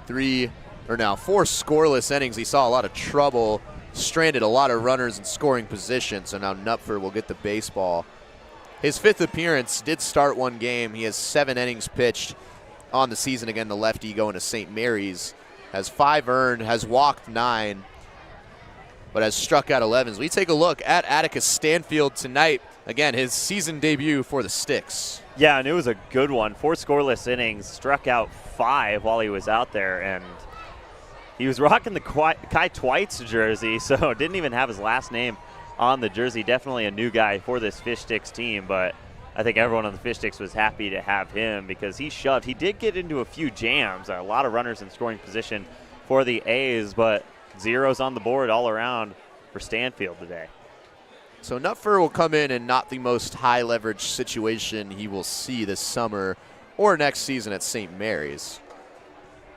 But Nupfer sported a 3.61 ERA in 17 1/3 innings at St. John Bosco last season, one of the premier baseball high schools in the entire country. They were ranked 4th nationally last year and 1st in California.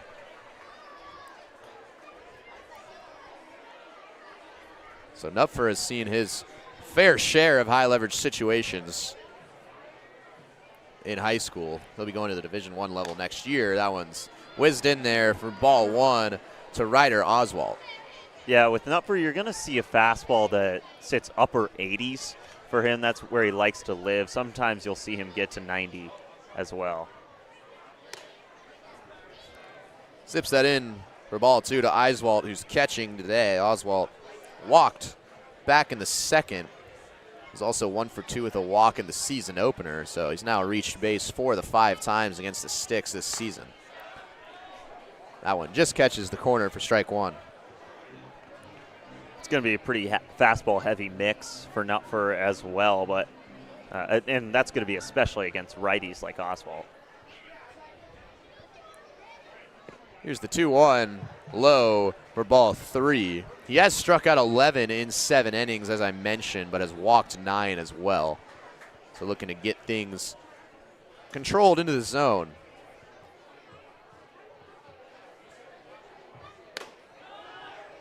3-1, just outside. Boy, that looked like it was in there for a strike, but Oswalt, the leadoff man, aboard. Yeah, a couple walks for him today, and no reason to try and do anything. It's going to be an early visit from Garrett to Gallier right here. Gallier looking to calm down Nupfer. We take another look. Looks like it was just on the outside part of the zone. It was a good frame from Jake Daly behind the dish. Also, you can see the middle infielders not in the mound visit right now. It's because it's 2 new infielders, and they're probably just trying to get loose out there. Tyler Eisenhut replaces Hamada at second, and Noah Kung is at short. Jake Rolling does stay in this game. He is at third.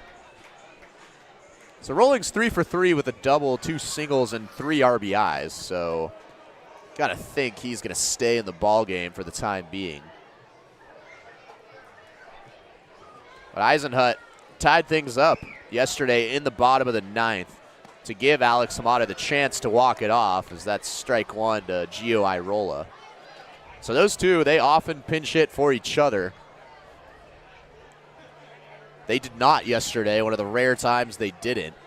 And the tandem was great in that victory. That's strike 2 to Irola. And when that fastball is in the zone, it is really, really good. Irola has seen it twice in the zone and still hasn't gotten a piece of it. 0-2 coming from Cole Nupfer.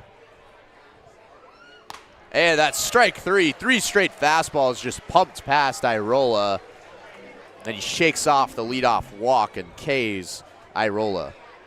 Yeah, Nupfer, not the most innings in this pitching staff, but he was the guy that started the game in Yakima that the Fish Sticks won over a West Coast League opponent 10-5 over against the Pippins. Top of the order, Matsuoka. The bunts, that'll go to second. He'll get the first out, but not even close to Matsuoka, who has insane speed. He made it to first, but nicely done by Nupfer to fire that out at second base. Probably not the best bunt you're ever going to see off the bat of Matsuoka, and like you said, really good on Nupfer to know that, hey, the lead runner is probably not going to beat this throw to second base, so he turns to check on the runner and decides to throw it on over to Kung. I'm going to bring up Tyler Long. Takes a look at strike 1. Long still hitless in the 2 games he's played in. He's 0 for 6. He flew out to the shortstop in the first and grounded out to second his last time up. That one's fouled back. He's behind 0-2. Every time something's fouled back, it sounds like something's about to break back there, just with those windows right in front of our great production team that we have in there. Can we get a wave out of you 4 back there? As Nupfer steps up. There they are. Again, Connor, Oni, Tyson, and Harrison, the 4-man crew back there doing amazing work. That's swung on and missed for strike 3. That's 2 in a row, or 2 in the inning for Cole Nupfer, and he'll get out unscathed after the leadoff walk. To the bottom of the 5th we go. It's 8-0 Sticks.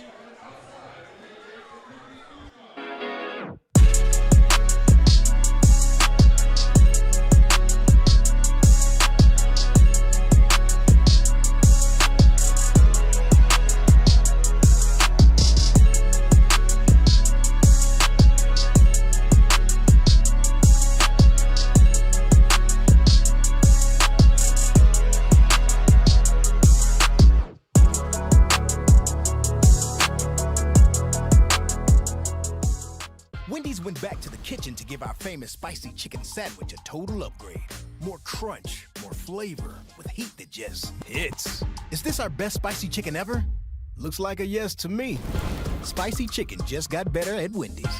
They always say, think happy thoughts. It's easy when you're a Wendy's cookie dough frosty fusion. I'm an instant dopamine hit. Get it? Dopamine? Like cookie dough. I said like cookie dough! Happiness is a cookie dough frosty fusion at Wendy's. The Sticks are trying to make it 4 innings in a row where they've scored a run. It'll be the third pitcher of the night. Gabe Prock will come in for the Washington A's, who trail 8-0 here at the Friar. Gabe Prock, another Eastlake guy on this team, so played for former Sticks head man Elliot Kribbe, and from Sammamish, just graduated from Eastlake this past year. So he'll take a look at Jake Daly, Becca Turnbow, and Isaac Watson. Daly was the only batter in the lineup that didn't hit in the last inning. That was a 4-run bottom of the 4th, which followed a 3-run third and a 1-run second. So the Sticks are off and running here at the midway point at the Friar after a marathon game yesterday ended in a walk-off hit for Alex Hamada that gave the Sticks the victory. They now sit at 10-7, looking to improve upon that tonight. Yeah, and 6-5 was the final score the first time these two teams met, and it just looked like a brand new Fish Sticks team when you compare it to that opening night win. Just so many more hits from this team. It hasn't been a bunch of free passes that have led to these runs. It has been 8 runs on 8 hits and no errors for the Athletics, not that many walks. It's just been really good work on the base paths and a lot of good hitting from this lineup. So 8 hits and 8 runs, halfway point for the Sticks. Daly will get his 3rd at-bat of the night. He was hit by a pitch back in the 2nd. First pitch swinging, he flies this towards right field. Matsuoka running in, he loses his hat. So it makes the out. 1 pitch, 1 out for Prock. Even though it's the first pitch, that's a good one to go after if you're Jake Daly, and puts a pretty good charge into it, just sits up for Matsuoka out there. That'll bring up Beckett Turnbow, who's had himself his best game at the plate of the season. He's got 2 singles, including an RBI single back in the 2nd. And hard hit ball, that'll get through, so he'll get on for a 3rd time. That was unfortunately placed. I don't even know if that touched Long's glove, so we'll see if that's actually marked as an error. The play should have been made, but if not, that'll be Turnbow's 3rd single of the night. Yeah, I just didn't get the glove on the turf. That's like the first thing they teach infielders. And Tyler Long has just not had his fastball against this team this year. 0 for 4 in the first meeting, and still looking to reach base for the first time today. Now that will go down as a hit for Turnbow. 3 for 3 for Becca Turnbow today. And that'll be a hit for Isaac Watson. Turnbow rounding second base. He's going to gun for 3rd. Well, he will reach safely. So these are 2 guys who have really struggled to start the summer and now making an impact. Turnbow had 2 hits all summer long. He's got 3 already tonight. And that's the 2nd of the summer for Watson. There are 2 aboard. Yeah, Turnbow has really got a lot of stuff started today, but now you've got Isaac Watson getting hits in this one, and Tyler Eisenhut, who had the big hit in the 9th yesterday to tie it up, comes up, and this lineup is really starting to click in recent games.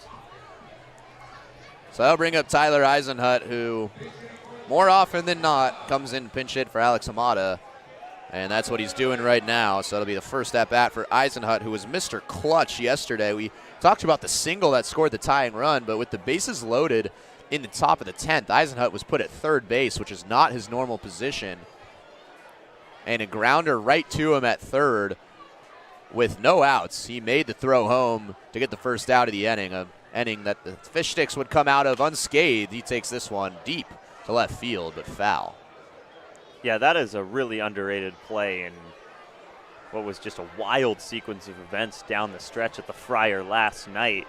The fact that the Fish Sticks were able to get out of a bases-loaded, nobody-out jam in the 10th, credit to Duncan Boss and Hawthorne Moody as well on the mound in that one. But that felt like really the point where the Fish Sticks were going to end up winning that game.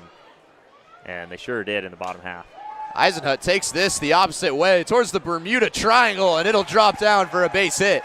Beckett Turnbow will come around to score, and it is 9-0 Fish Sticks. Eisenhut, another RBI single. Not all hits are created equal, and not all runs batted in are created equal either, but Tyler Eisenhut, for the second at-bat in a row, will bring in a run on a base hit to right field. Definitely not hit as hard as the one last night, definitely a little bit luckier than the one last night, but cruise control for Turnbow and really cruise control for the Fish Sticks right now. It's 9-0 in the fifth. So back to the top of the order with Rylan Gollard.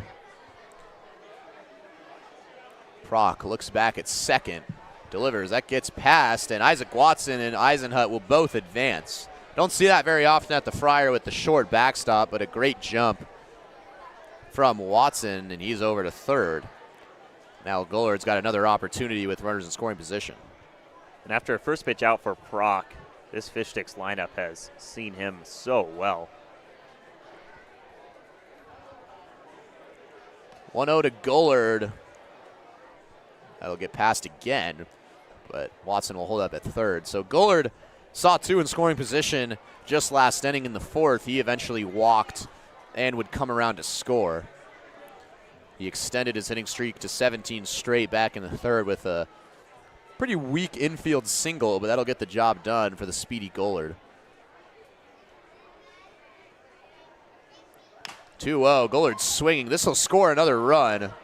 Halverson will go to short and make the throw.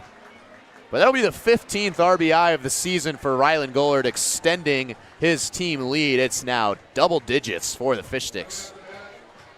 Yeah, even when he's grounding to the shortstop, it seems like it's driving in runs for Gollard. And now Jake Rolling will come back up, looking to just expand on a huge day he's had already. He is 3 for 3 with a double, 2 singles, and 3 runs batted in. This is his fourth at-bat now in the fifth inning. Looking to drive in another. He takes a look at ball one just inside. This has got to just be the worst thing ever for the Washington A's. This is a guy that didn't play in the first meeting, and now they've got this ringer that's 3 for 3 today. Rolling was 2 for 2 with 4 RBIs against the Elevate Northwest last Sunday before he got pulled. So that could have been a gargantuan game. There's a look at Cole Nupfer, who is absolutely dialed right now. usually likes to look at the camera, but boy, not that time. Yeah, a really good inning of work for him, especially after the leadoff walk, but maybe that's why. He was locked in. Oh, my goodness. The 2-0 to Jake Rolling, who's roommates this summer with Nupfer and Angus. Yeah. Look at that. Yeah, a lot of MLB The Show in that household. Wow. And they're going to learn Wii Baseball, too, here pretty soon. Again, we will be updating you about that when it happens because that is an important thing.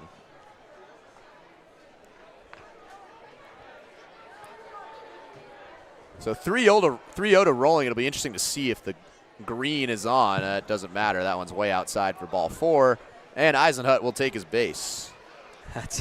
That's one way to approach Jake Rolling today. I mean, he's 3 for 3 and has driven in 3 runs, so just don't give him anything close to where he can do damage with it. That 3-0, that's going to be the least competitive 3-0 pitch you may ever see, and Eisenhut advances easily.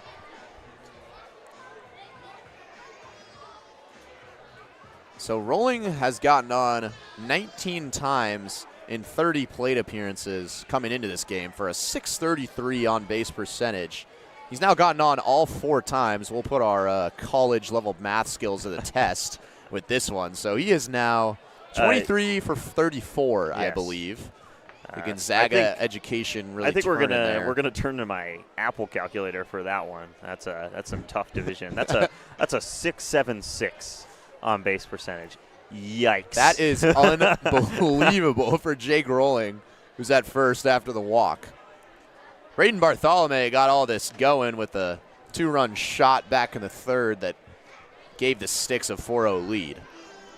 But, man, that's near 680 on base percentage. This is not a limited volume either. I mean, this is game number 10.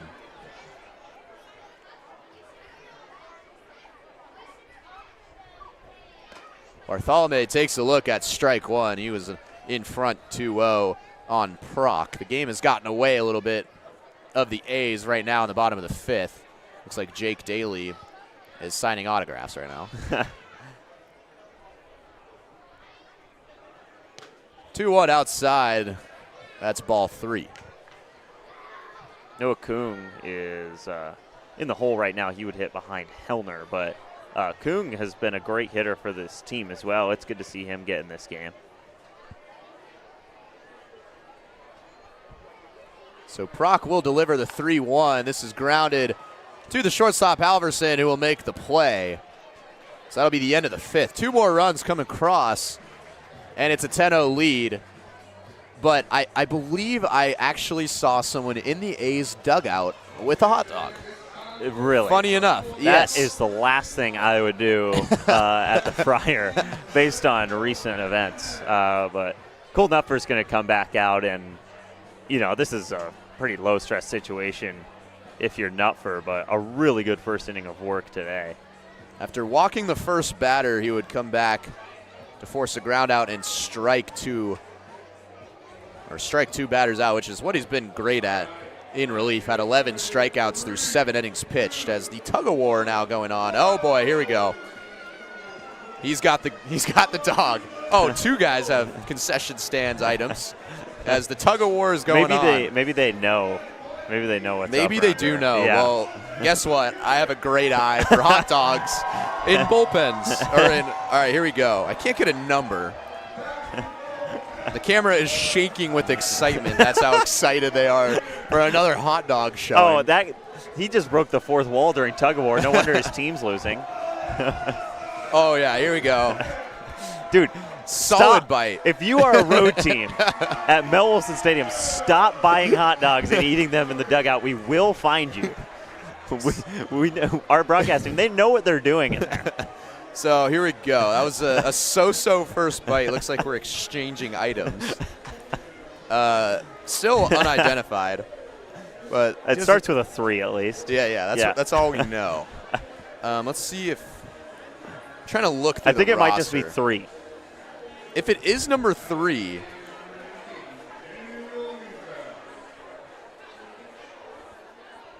well, if it is number 3, we actually. It is number 3. So confirmation. It's Martinez. Yeah. But we cannot get a first name on Martinez at the moment. Yeah. So we'll keep that updated as Knupfer fires in ball 1. Yeah. Going to work. You know, slow and steady over there. No Swanson numbers, I think. No. But Jacob Swanson got things kicked off with probably the bite of the year as Daniel Weintraub. And that's Beckett Turnbow actually now in right field because Rolling took over third base. And here we go. Here's the second bite. This is nice and consistent. It is pretty consistent. I mean, you know, I don't think we can expect the explosiveness that we got from Redmond Dudes first baseman Jacob Swanson, but again, that was at the end, though. That was a big bite at the end. Yeah. He's still going to work. That is Martinez. We were trying to work to get a first name. As that's strike 2 to Daniel Weintraub, who gave the Fish Sticks all kinds of trouble. Okay, that is about as confirmed as it gets. It is Martinez. He's hiding now. Someone told him. Oh, he might be looking at the camera. We still see you. We still see him. We are locked on. Yeah, I mean, 10-0 game. It's kind of tough to stay focused. He might be going and getting another exiting. one. Oh, he might. He's looking for more. Well, there's 2 number 3s on the team.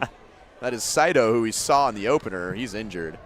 As that's ball 2 to Daniel Weintraub. Absolute glue from Kenji Bray. Kenji Bray, a 2.7 ERA on the season. We haven't seen him in a while, but this is a guy that was starting games for the Fish Sticks, and with how little arms they've got, as Weintraub is sat down on strikes. Cole Knupfer, how about it? So that's the 3rd strikeout in 5 batters faced for Knupfer. He has been dealing after a leadoff walk. And there's Luke Parker and Kenji Bray. That is a Trader Joe classic right there. I know my Trader Joe's. Those are the kind of the Takis knockoff, if you will. Not exactly sure what they're called. I'm not sure I'd say knockoff. I think I'd say ancestor. Those are way better than Takis. Wow, I think they formed a wall. they must know. If you take a bite out of anything in either dugout, we will be right there. I'm not sure I'm proud of that, to be honest. It's a 1-1 count now to Ben Byman. I believe that's still Martinez. This one's grounded towards Tyler Eisenhut. He'll make the easy play. Braden Bartholomew now at first base. Looks like Isaac Watson's night will be done there after he got a single his last inning, and 2 will be down. Yeah, a couple guys that have driven in runs in this game, and funnily enough, I mean, Hamada with the walk-off and Eisenhut with a huge hit in the 9th yesterday. These are both of the guys that can play second base for this team, and they're starting to kick it into gear at the same time. So that'll bring up Evans, who started the game on the mound. He let up 4 earned. He was pulled shortly after Braden Bartholomew's 2-run shot made it 4-0. Big swing and a miss for Evans on Knupfer, who's ahead 0-2, looking to get out quickly of the top of the 6th. Ever since the leadoff walk, it's been nothing but good stuff for Knupfer. 0-2 incoming, that's off the corner. So Evans is going to be attending Loyola Marymount, another Southern California school, a beautiful one. We were talking to Alex Hamada about Chaminade in Honolulu. And boy, would I like to go to the beach on my off days if I were in college. Yeah, well, this is a future conference matchup. You got Knupfer, the St. Mary's Gale, and Sean Evans, the Loyola Marymount Lion. The count will now fill up between Knupfer and Evans, and I must say, there's Luke Parker, Colorado Mines guy, but I must say there's not a ton of beaches in Spokane, Washington to go enjoy a day off There's some rafting in Spokane. There is. Yeah. 3-2 is off the plate for ball 4, so Evans will take his base. But I must say, Spokane, Washington is a great place. Good hospitality for 4 years when I was down there. I think it gets a kind of a bad rep sometimes. Hooptown. That is Hooptown. They just got done with Hoop Fest out there. I think that might be the day for Knupfer. Ends off with a walk, but really good stuff for him today. 3 strikeouts, and that was really good to see. He didn't have his best stuff in Yakima. He might actually stay in this game, but he didn't have his best stuff in Yakima, simply put, and that is really good to see from him. Looks like he will stay in the game. He is through 1. Oh, and right as I say that, that is incorrect. So he will come out. 1 and 2 thirds innings. I'm glad he covered up his glove for that statement that he just made there. But scoreless work, had 3 Ks in those 5 outs. And that is the reason that Isaac Watson came out of the game, because he's now coming in to pitch. Yeah, Watson, one of the few two-way guys on this team. He's thrown 6 2/3 innings and kind of had a blow-up outing back in Wenatchee. So in a 10-0 game, this is a good opportunity for him to get back on the right track. Looked like Noah Kuhn was getting a little camera action there. Let's take a good look at Watson. Again, the portable camera has been working wonders for us. Yeah, that's it really a great has. addition. There he is. That's Jackson, part of our crew. That's given that look. As Watson, coming from Centralia College, we talked about the glove at third base, also got a hit in this game, but he was at first base to start things off, and now he's pitching. Yeah, doing it all today for the Fish Sticks. Maybe that's why he started at first base, just because you have a guy like Bartholomew that can come in once you have Watson on the mound. Clearly a kind of a scripted move to put Watson in this one. The sun is starting to set a little bit here at the Friar. It was well set by the time last night's game ended. It was about 10:30 local time when that game that went to extra innings was over. So a little bit of a quick turnaround. But right now, the Fish Sticks in cruise control, up 10 runs to none. Yeah, and this lineup has just been firing on all cylinders today. And the pitching staff as well. I mean, it started with the new guy, the new kid on the block for your Fish Sticks. That was Atticus Stanfield, 4 scoreless innings, and he was very good. And then Cole Nutfer, 1 2/3. Currently scoreless. He is responsible for the runner on first, but Isaac Watson looking to get him to a scoreless day on the mound. So Watson, the third pitcher for the Sticks here tonight. Sean Evans just walked with 2 gone. Nupfer with 3 strikeouts across 1 2/3 scoreless innings. So Bo Tate will now come to the dish. Tate still looking for his first hit today. He's 0 for 2. First pitch swinging, fouls it off his leg. I think he somehow missed that brace he has, which is pretty unfortunate. He was shaking off that leg a little bit. There's the brace. Kind of hard. It's pretty difficult to miss that. It's like a full circumference around the ankle. I don't know how that happened. Evans takes off. That'll get past Daly, so Evans will slide in safely at second base. Count now 1-1 to Bo Tate, who struck out swinging his last time up against Atticus Stanfield. Again, should we have a vote on first team all name? I think he's in. Yeah, I would think so too. So congratulations to Stanfield. That is the 4th member of the first team all name. That'll get past Daly again, and Evans will climb over to third. Yeah, we've seen quite a few runners on third for the A's today, and yet they're still at a donut on the scoreboard. So at some point, if you're the A's, even in a 10-0 game, you just got to feel like you have to plate one of these runs at some point.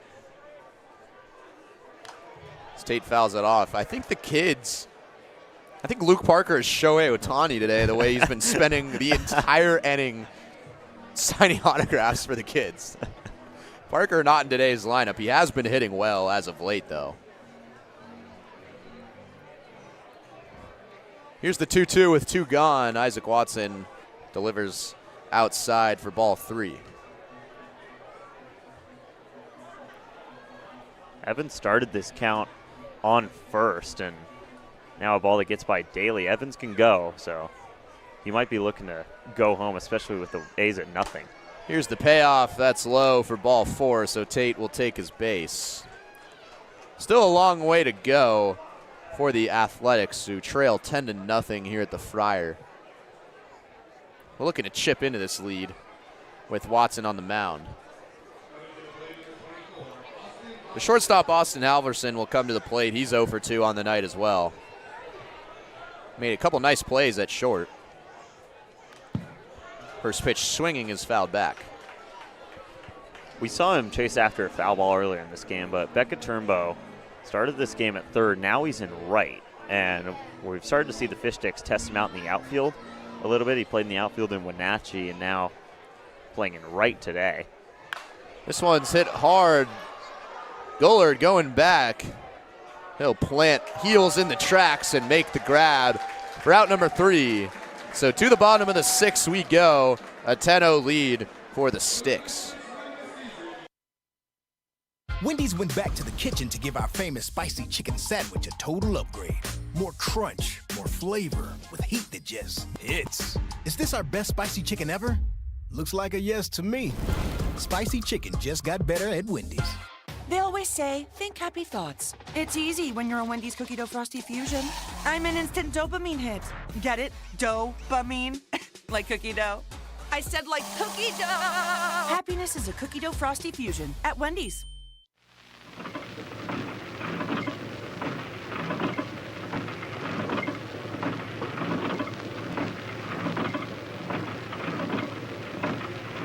Oh, Audrey, look over there. Where?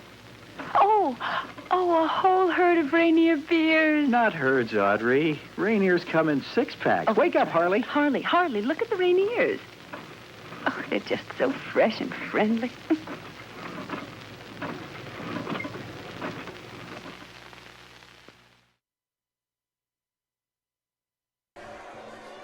It's 10-0 here in the bottom of the 6th at the Friar. The Fish Sticks with the commanding lead. Kyle Sweeney and Angus Trangmo with you, as we will be for the entirety of the season. This is game 7 of 9 in a row for the Sticks. And right now they are cruising. This will be, barring a comeback for the ages, the easiest win of the 7 in a row so far. Yeah, Gabe Brock is going to stay out there for the Washington A's, and the Fish Sticks saw him well, just like they've seen every pitcher well today. It's just been all around really good baseball from DubSea so far tonight. The lights have come on in the stadium, and Evan Hellner will come to the plate for the 4th time today. He swings and fouls off strike 1. We were talking to Alex Hamada in the dugout as Evan Hellner ripped a single up the middle to score Jake Rolling. Hellner also walked back in the 3rd, continuing a sensational start to the summer for the New Mexico State product. Be leaving Sumner High School to join Beckett Turnbow over there in New Mexico. That's outside for ball 1 from Proc. 10 runs on 11 hits for the Fish Sticks, and it has been sustained offense the whole way. They've scored in 4 of 5 innings today.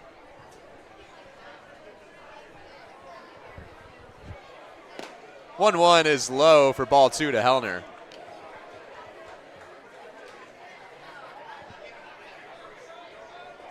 Hellner entered the day hitting 444 plate appearances this summer for the Sticks.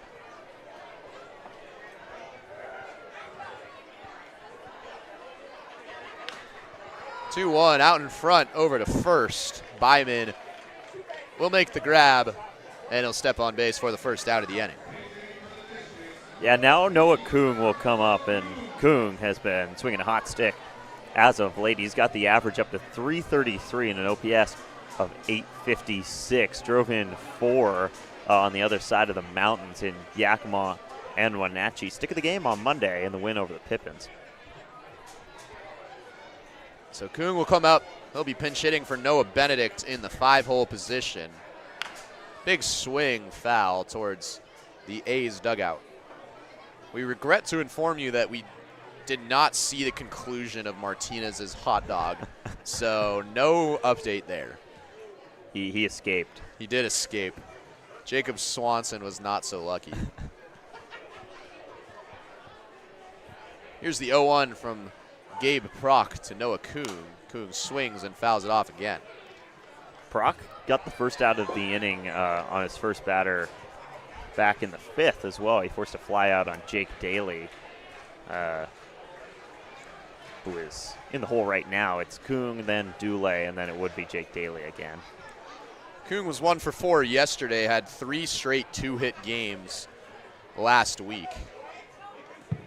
That one misses the zone. He's from Brandeis University. That hit him. It did hit him, so he will take his base. Again, from Brandeis University in Massachusetts, right next to downtown Boston, but as we take another look. Ooh, I mean, barely. didn't do much to move out. About as close as it gets, too. But Brandeis University, one of the better mascots you're ever going to see. The judges. Great one. The judges. Do you think their mascot's like an old Revolutionary era judge, like with the wig and everything? Maybe it's a gavel. As Jackson Dulé takes this towards right field, Matsuoka will make the easy out for out number 2, but Brandeis, not a very big school, but it is where the creators of Friends, Marta Kaufman and David Crane, attended. Okay. So look at that. Okay. So like a film hotbed is what I you're guess saying? so.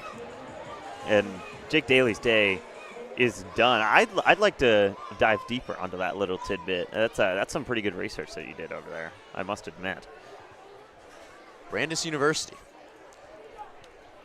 Maybe Ben Affleck and Matt Damon have been there. It's only 9 miles west, as Peyton Barsati will step to the plate for the first time tonight.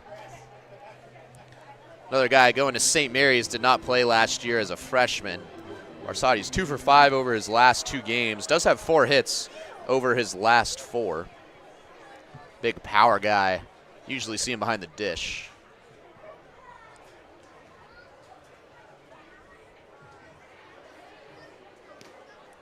That's low and away for ball 2. So Brandis was founded in 1948. That's not that long ago, I feel like. That's a pretty new one. In the especially grand for scheme. Boston. It is. It seems like every school in Boston is pretty old, and Brandis kind of an exception. Here's the 2-0 now to Barsotti, the Brandis University product. Noah Kung is at first. Otherwise, there'd be no reason for us to be talking about a school 3,000 miles away from Seattle out there in Boston. Yeah, I wonder how one ends up at Brandis University after growing up in Sammamish, Washington. Definitely a change of pace for him, but seems like he's thriving there, and he played his freshman year as well. Proc delivers low and away for ball 3 to Peyton Barsotti. There's Rylan Gullard. He's a fan favorite. He was a Fish Sticks veteran last year. Talking to the kids. A man of the people. 5,300 students go to Brandis University. You know what? That's not that bad. That's up there with Gonzaga. Gonzaga Brandis basketball. What's the point spread? Barsotti pops this up to Mars to left field. Tate will wait a while before that one comes down, and he'll make the play. That'll end the bottom of the 6th. Barsotti walks off with a smile. We'll go to the top of the 7th here at the Friar. Thumbtack relay race, a classic here at the Friar, about to get set. Painters and plumbers. It seems like plumbers have kind of gotten the series edge this year. I don't know if there's any variables between painters and plumbers, but I'll take painters today. All right. I got a feeling about painters. I'll take the plumbers. Okay. Crispy is just standing in the middle of the race. He's a little he lost. Should move. He might hinder a racer. Here we go. Look at Jackson too. Look at that. Yep, that's great camera work. Again, Jackson has been doing work for us with the handheld. Wow, this is never before seen footage of the thumbtack race. We have never gotten this up close and personal. Oh, goodness. We've got painters blowing tires. Did not catch that one, but. Oh, take the lead. Oh, we got a close one. No, gosh. Darn it. Here we go, the 3rd leg. Oh, that's not. Oh. Oh, he's got. Oh, you got to get the arm in, dude. There we go. Oh no! It just chucks the bucket near the ice chest. You know what? I respect that effort. I mean, it's a heads-up play for sure, but I do think you got to get yourself across the line. Connor's cheesing for the camera. Nice one, Connor. Yeah, there's Connor Lee. Well, Connor Ryan's behind the scenes. He's our amazing director. Connor Lee is the social media guy, another Zag. The Zags just produce some fantastic students and people and interns.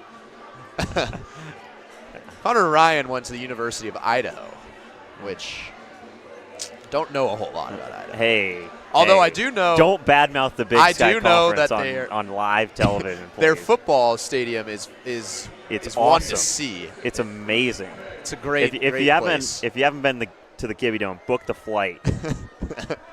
Idaho does have Coeur d'Alene. Coeur d'Alene is a beautiful lake. Isaac Watson out for another inning of work here in the top of the 7th. It's a nice looking off speed. First strike 1.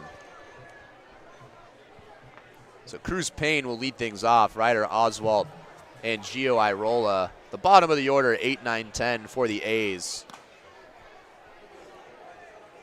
And 1-1 count now to Payne. Watson, I mean, he obviously had that bad outing out in Wenatchee, but he pitched against the Seattle Studs in the Fish Sticks 7-1 win down in Tacoma earlier this year, and that was the best he pitched because he just had a residence in the strike zone, and he made the Studs hitters beat him with contact, and they just couldn't do it that day. Part of a great pitching performance down there. Payne pops this up. That'll be out of play. Payne 0 for 1 was hit by a pitch and stole a base back in the second. He's the extra hitter for tonight's non-league game. So 10 runs on 11 hits. The bottom of the sixth was the first time in 4 innings that the Fish Sticks have not scored a run. That one up and in, almost hit Payne. And the count will go to 2-2 or 3-2. It's full. It's full. Thank you. Angus is always on it.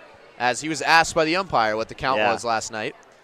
We're the official scorers. We are here at the ballpark. Fun fact. So we've got to be dialed in on that. 2-2 swung on and missed. I said the count wrong again. It doesn't matter. That was strike 3 regardless. Isaac Watson sits down Cruz Payne for out number 1. Yeah, it feels like everything is going the Fish Sticks' way right now. That fastball was high, and it's a chase from Cruz Payne for strike 3, and this is it turned into I think cosmetic baseball down the stretch in this one, just because the Fish Sticks have played so well today. That one up and in for ball 1. I believe this is a pinch hitter for Ryder Oswalt, and it is.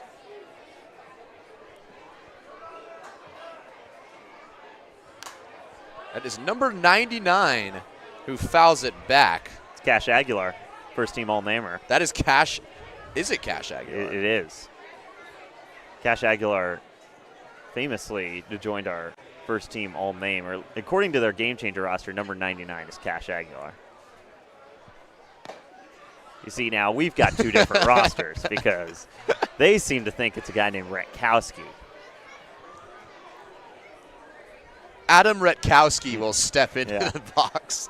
That is not Cash Aguilar. I mean, who we want to see. Yeah, but I'll show you proof. That clearly says number 99 Cash Aguilar right here on my phone. We apologize to the Aguilars if you are tuning in. Retkowski is facing a 2-2 count now with Watson. Watson fires it in there for strike 3, the second consecutive strikeout of the inning for Watson, and there are 2 down. Now he's starting to work. We kind of saw a similar arc for Nutford today, a leadoff walk and then a couple strikeouts past that. And Watson, he is a really good arm. And there are a lot of capable bullpen guys for this team, but not a lot of those guys are two-way players. So he might not have the numbers to back it up, but he's a really valuable guy for this team down the stretch. That'll bring up Gio Irola hitting in the 10 hole, which you don't say often. He's behind 0-1. He's 0 for 2. He struck out back in the 5th. Way ahead of that off speed. He's ahead 0-2. Is Isaac Watson.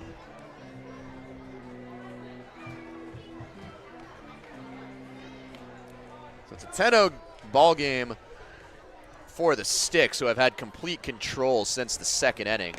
That off speed misses from Watson. They scored 1 in the second, 3 in the third, 4 in the fourth, and 2 in the 5th to gradually build a big lead over the Washington A's.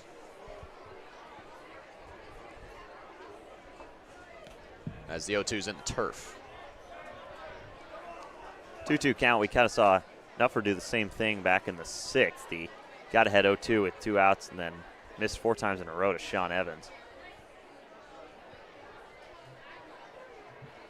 1-2 count now. Isaac Watson. It is actually 2-2. Thank you, Angus. That is not what it says on the scoreboard, but that doesn't matter because it's strike 3, and Isaac Watson strikes out the side. To the 7th inning stretch we go here at the Friar. The Sticks with a 10-0 lead. Once upon a home in the Issaquah Highlands, the Parkers used Thumbtack for a new kitchen island. Now the pizza is cooking and the kids are excited. Thank goodness for Thumbtack and all it provided. Start your home story on Thumbtack.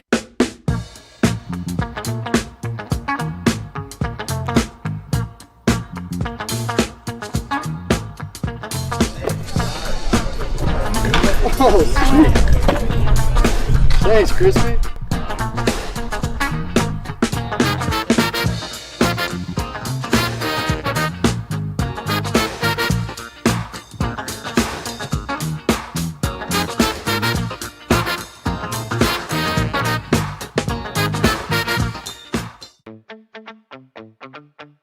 You ever wonder how Crispy gets to the fryer for games?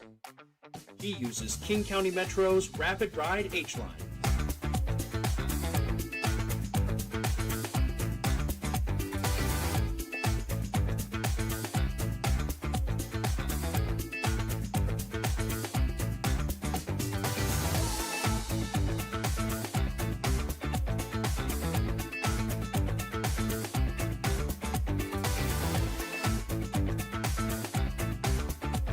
King County Metro, the official commute of your DubSea Fish Sticks. Seventh inning stretch has commenced and ended here at the Friar. Kyle Sweeney and Angus Trangmo with you. It is 10-0 Fish Sticks in the bottom of the seventh. And Beckett Turnbow will now lead things off here at a beautiful night at the Friar once again. Yeah, great start to the holiday weekend for both the people here at the Friar and the Fish Sticks. Hello. There we are. There's our angle. What a shot there. From the dugout cam. Yeah. Look at that. Beckett Turnbow is 3 for 3 tonight. He entered into the game with just 2 hits on the summer, so he has more today than he had in all of June. Yeah, and he kind of got a gift on his third hit of the day. It snuck under Tyler Long's glove, but the first 2, including one that brought in a run, were clear-cut hits, and he has been playing such better baseball this week than he did at the start of the season. That one catches the outside part of the zone for strike 1. Turnbow had a phenomenal outing against the Apple Sox back on Wednesday, as you said earlier in the broadcast. 2 2/3 of scoreless ball. One of the two-way guys on this team. That one misses inside for ball 1. Again, it really can't be overstated how good that Apple Sox lineup was, too. They had 61 guys starting on a day where they didn't even start the bulk of their starters, I'd say, and they were raking that entire series before Kai Twites pitched really well, and then Beckett Turnbow picked up where Twites left off. 3 balls and 1 strike now to Turnbow, looking to build on an already impressive day. Gabe Brock is still in the game. He's the 3rd pitcher that the A's have now used.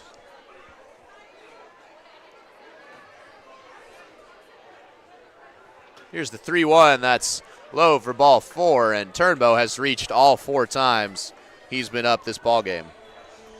Very similar day to Jake Rolling in the 2-hole, 3 hits followed by a walk. And now Isaac Watson, who just threw a scoreless inning, will come up at the plate. Watson started the day at first base, collected a hit back in the 5th. His 2nd hit of the summer would eventually come around to score.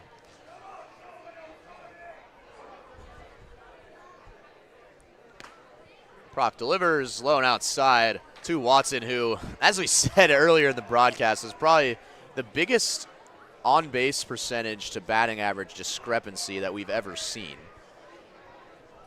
Came in 1 for 16 on the season, but had a 400 on-base percentage. This one's hit well into left field, but right at Bo Tate.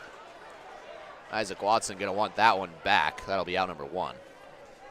Yeah, great swing from Watson right there, but perfect alignment from Tate out there in left, playing pretty deep, almost back at the warning track out there. And Watson, that was a heat seeker right at Tate in left field. That will bring up Tyler Eisenhut, who has 2 consecutive RBI singles in his last 2 at-bats. The ever-important one in the bottom of the 9th with 2 outs and 2 strikes in the count. He punched it the other way to score the game-tying run. Rodrigo Montano would then get gunned down at 3rd base to end the inning and send it to extras, where then Eisenhut would make a great play in the field to save a run. So he was Mr. Clutch yesterday.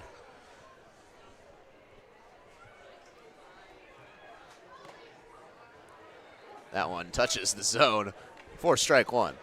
Yeah, that almost touched Eisenhut on the way home, and Retkowski is able to frame that one for a strike. Obviously going to be an expanded zone in a 10-0 ball game. 1-1 count now to Tyler Eisenhut. That'll get past And Turnbow will take his base.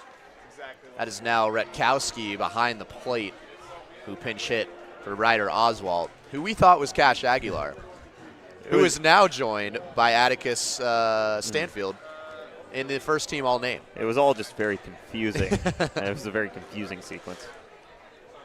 So congratulations to Stanfield. He threw 4 scoreless, but more importantly is now a part of the first team all-name. Yeah, it's a selective club that we run up here. So he will be joining Cash Aguilar, Indy Anderson, and Diverson Villalobos. Who's MVP right now? It's got to be Diverson. I think Diverson Villalobos That's awesome. of the Utah Yaks is taking MVP right now. There are still 5 positions left of a 9-position lineup here in baseball. But Cash Aguilar, first game of the season, locked up the #1 spot for the A's. This one's hit again into right field, and that'll get down. The 3rd consecutive hit for Tyler Eisenhut. Becca Turnbow's coming around to score. Tyler Eisenhut, 3 straight RBI singles in as many at-bats. It's now 11-0 Sticks. And all of them were taken opposite field to right field, and that's just a sign of a really good approach at the plate. That one trails down the right field line. He also had a really hard hit double in Wenatchee on the road trip, so he's starting to find his swing again. And it's 11-0. So that will bring up Rodrigo Montano. He was gunned down at third base to end the 9th inning, but then was the courtesy runner in the bottom of the 10th because of extra inning rules and scored the winning run on Alex Hamada's single. Montano will look at ball 1. Played for Elliot Kribbe at Eastlake High School this past season. Has seen limited run at the plate. He's 2 for 5. This one's crushed towards left field. Bo Tate's seen a couple of those. He makes another out. Montano will head back. That was a hard hit ball. That was the exact same ball that Isaac Watson put out in the left field earlier the same inning.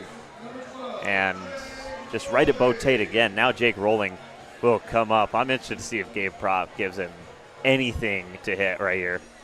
So Rolling is 3 for 3 with 3 RBIs, including an RBI single back in the 3rd and a 2 RBI single the very next inning in the 4th. He also doubled in the 1st. And then he walked in the 5th. That's a lot to talk about in just 5 innings of work, but right now he's 3 for 3 with 3 RBIs, has reached all 4 times. And his on-base percentage in 10 games this summer is up to .676. And it's going to continue to climb. Jake Rolling, I mean, what is going on? This is a scorcher. Yeah, oh my goodness. We're running out of stuff to say about his performance at the plate this summer, and it doesn't matter who's on the mound. It doesn't matter where the pitch is. It's just the same base hit over and over, and it gets boring to a point because he's always just hanging out over on first base. He now is 4 for 4 with 3 RBIs, 3 singles, a double, and has walked. He has also scored twice. Yeah. So now let's do some math. He is now 24 for 35 getting on base. He's just short of 700. 24 divided by 35 is 686. Oh, my That is Lord. Jake Rolling's on-base percentage right now through, well, this is his 10th game. Well, let's not have him get on his high horse yet, because I watched him play an MLB The Show game where he went 0 for 16 and struck out 14 times.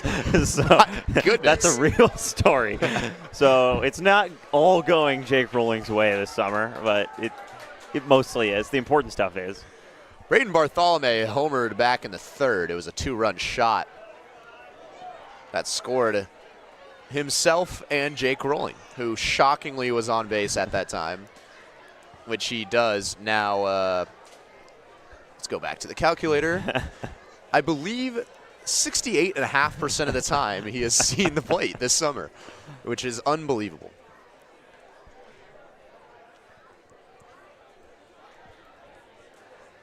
Here's the 1-0. This one's hit hard into left field. Bo Tate going back. It's gone! Braden Bartholomew, his second trip around the bases today. A 3-run shot this time around, and it is 14-0 Fish Sticks. Second homer of the day, 4th of the season. He extends his team lead in long bombs, and boom! This is a blowout, 14-0. The Fish Sticks. This is a complete performance of baseball going on at the Friar tonight. His 4th homer of the summer extends his own team lead. And man, we were talking about how much of a slump he was in, and just take that and throw it in the garbage. That's 2 homers and 5 RBIs for Braden Bartholomew, and as you said, it is now 14-0. Can you believe we got to pick a stick of the game for this one? Can we give it to 2 guys? Well, yeah, it might be Co's stick of the game right now between Rolling and Bartholomew. And that's low now to Vaughn Lowe. That's the second time he'll be wearing that chain. Bartholomew and Rolling are talking. And man, talk about an offensive duo right there this game. Vaughn Lowe, who's pinch hitting for Evan Hellner, takes that down the line. Lowe can get hot in a hurry at the plate, and he leads his team in doubles with 4, and he's driven in a lot of runs, only an average of 250, but he's brought in 11 runs this summer. It was second on the team entering this game. We're going to have to check that now with Bartholomew. This one's skied. That would have gotten out if it stayed fair. I still can't believe Bartholomew hit that gazebo out there earlier this year, because Lowe put a good charge into that ball, and it was probably 25 feet short of the gazebo. So Rylan Gollard now has a share for the lead of RBIs at the top. This one's over to second. This should be an easy out, number 3, and it is for Vaughn Lowe. 14-0 right now for the Sticks. Braden Bartholomew just tied his mate at the top of the lineup, Rylan Gollard, with a 3-run shot. His second of the game, a part of a 5-run inning in the bottom of the 5th. Oh, there's something fun going on out there. Vaughn Lowe, I think, just broke a windshield. Vaughn Lowe did, in fact, break a windshield out there in left field. And that is a first here at the Friar. Man, that is a really unfortunate spot to park a car and get drilled. That is deep out there. Isaac Watson's going to stay in this game, and I mean, 14-0, you want to use, you would prefer to use no arms right now, but with how he's been pitching, no reason to get anyone else hot in the Fish Sticks bullpen.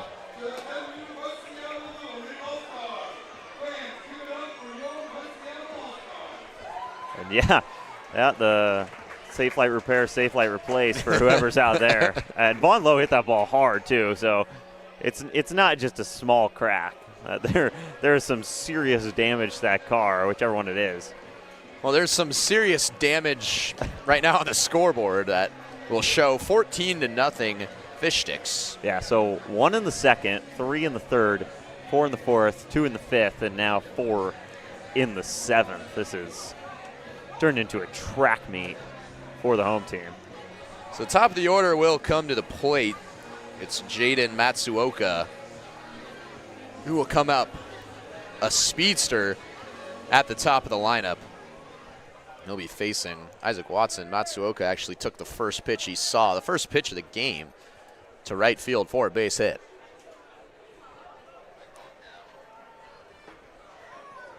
So Watson will face off against the top of the order. 1, 2, 3 due up. The Athletics have got a pretty big uphill climb, down 14-0. That'll be strike 1. Yeah, Watson has just worked really well. We've got a guest up here. It's Hawthorne Moody, who had a big strikeout yesterday. So Hawthorne Moody's going to come join us. I'm going to trade off my headset here for Hawthorne. We welcome. How we doing? We welcome Hawthorne Moody into the set. There's the camera up there. There he is. That's a ball. There we are. There's Hawthorne Moody. Hawthorne had a big strikeout yesterday, came in for 1/3 of an inning and would snag the victory. With the bases loaded and 2 outs, they call you in from the bullpen. What's your mindset going into that at-bat?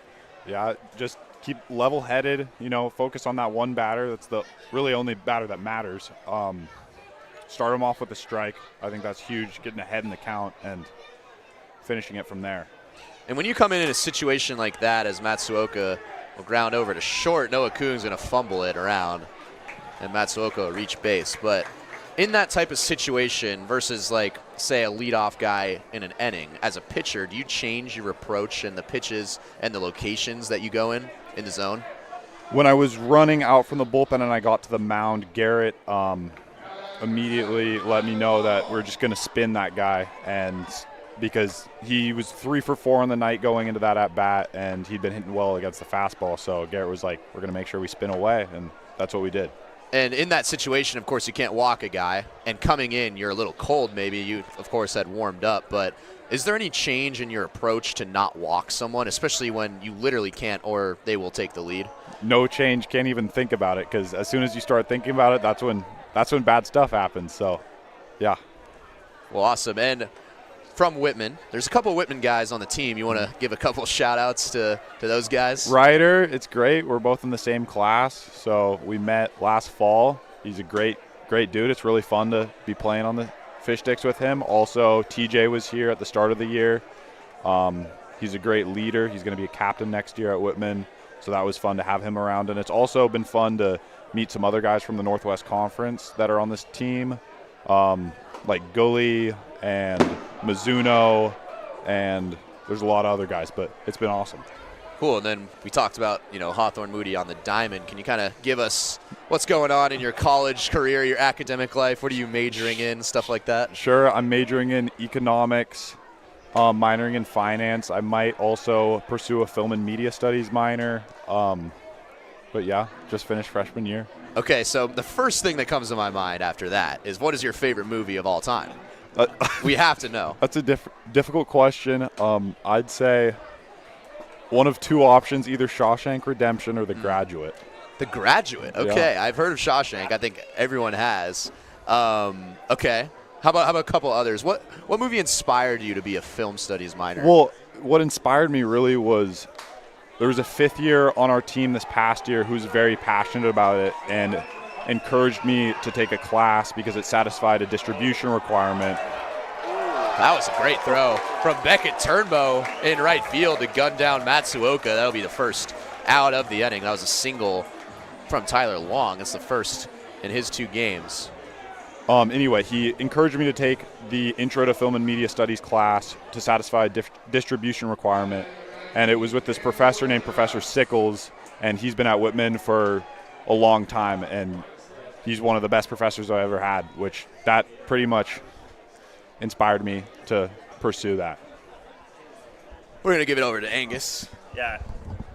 So I've only got one question for you, but it's one of my favorite moments of the year so far. So we were down in Tacoma, and you came in to hit, and it was the last thing we were expecting to see. But you laced a single through the left side of the infield, and that was a big win for this team. And when did you know that you're actually going to get an at-bat in that game? And, did you go up thinking, oh, man, why am I hitting right now? Or is it just like an approach like you're hitting off a high school pitcher? Yeah, I mean, Watson had entered the game earlier at pitcher, which killed the DH, and I came in after Burke in the middle of that inning, and as I got the 3rd out, I'm walking off the mound, and Kribbe looks at me and says, "You're hitting 3rd this inning." I go, "What? What do you mean?" And he's like, "You're hitting 3rd." So I'm scrambling in the dugout looking for someone's helmet and batting gloves and a bat. Gullard gives me his helmet and his batting gloves. Hellner gives me his bat, and I don't really have any time to think about it. I'm just in the on-deck circle taking a couple practice hacks. It's probably been a year since I last swung a bat. Just thinking, since it was a lefty, got to swing at the outside half of the baseball and put something in play. All I didn't want to do was strike out, but yeah. No, you got ahead in that count great, and then got your pitch and just ripped it. It was one of the hardest hit balls of the game. Well, Hawthorne, we appreciate you coming up and spending some time. Good luck the rest of the way at Whitman. And once again, Great job yesterday coming in, high leverage situation. Thank you very much, guys. Thank you. We appreciate you coming up. Hawthorne Moody, everyone. Thank you, guys. Watch your films, guys. Hawthorne Moody's going to come in and make a blockbuster here pretty soon. What is your favorite movie of all time? What is my favorite movie? I think we talked about this a little bit on the drive coming back from Wenatchee. It's Whiplash. Yeah. It's a good one. Yeah, that's a pretty one. solid movie right there. I recommend everyone watch. Daniel Weintraub just won't go away in this at bat. He won't. I mean, neither did Andrew Neiman in Whiplash. Yeah. He did not go away in his journey to become the best drummer of all time. Tyler Long will take off for second. He will get there safely.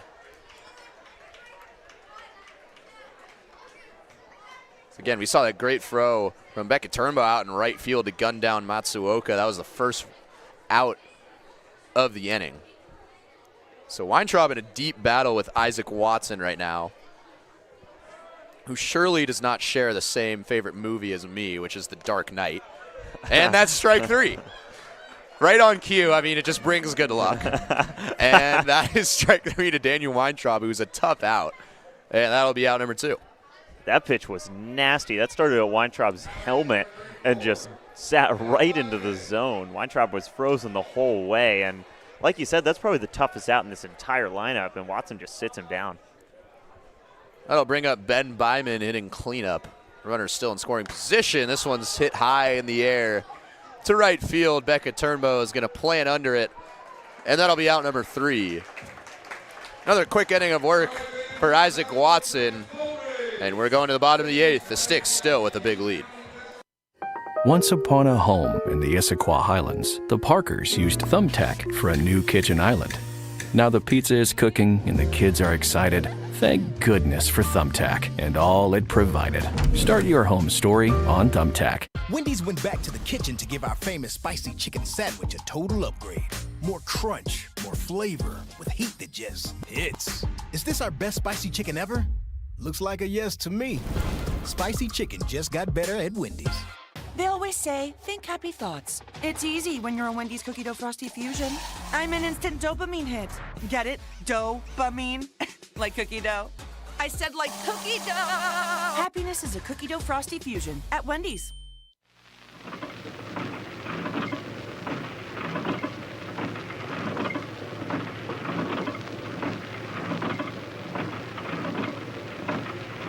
Oh, Audrey, look over there. Where? Oh, a whole herd of Rainier beers. Not herds, Audrey. Rainier's come in 6-pack. Oh. Wake up, Harley. Harley, look at the Rainiers. Oh, they're just so fresh and friendly.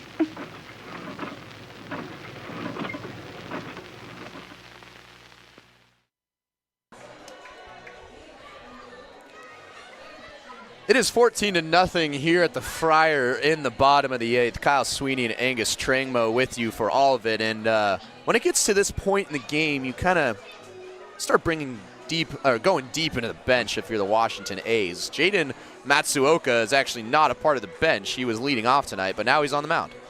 Yeah, 14-0. You're trying to use as few high leverage arms as you possibly can. I mean, we've seen the Fish Sticks just kind of ride with Isaac Watson down the stretch in this one, and now Matsuoka will come in a game that is very much out of reach for the A's. Well, after Braden Bartholomew's second home run of the game, a 3-run shot back in the 7th, that made it 14-0. Him and Jake Rolling have just been unbelievable here tonight. That is the 2 and the 3-hole tandem for this team. Rolling is 4 for 4 with 3 RBIs and 3 runs. Bartholomew is 2 for 3 with a sac fly and 2 homers. So he has 6 RBIs on the night. That is, let's do the math here. Let's see what the Gonzaga grad can cook up. That is about 8 of the 14 runs batted in, minus how many they've scored, which is 2 plus 2. So let's see the math there. That's 4. So that is 12 of the 14 runs are between those two guys. And the other 2 are credited to Beckett Turnbow.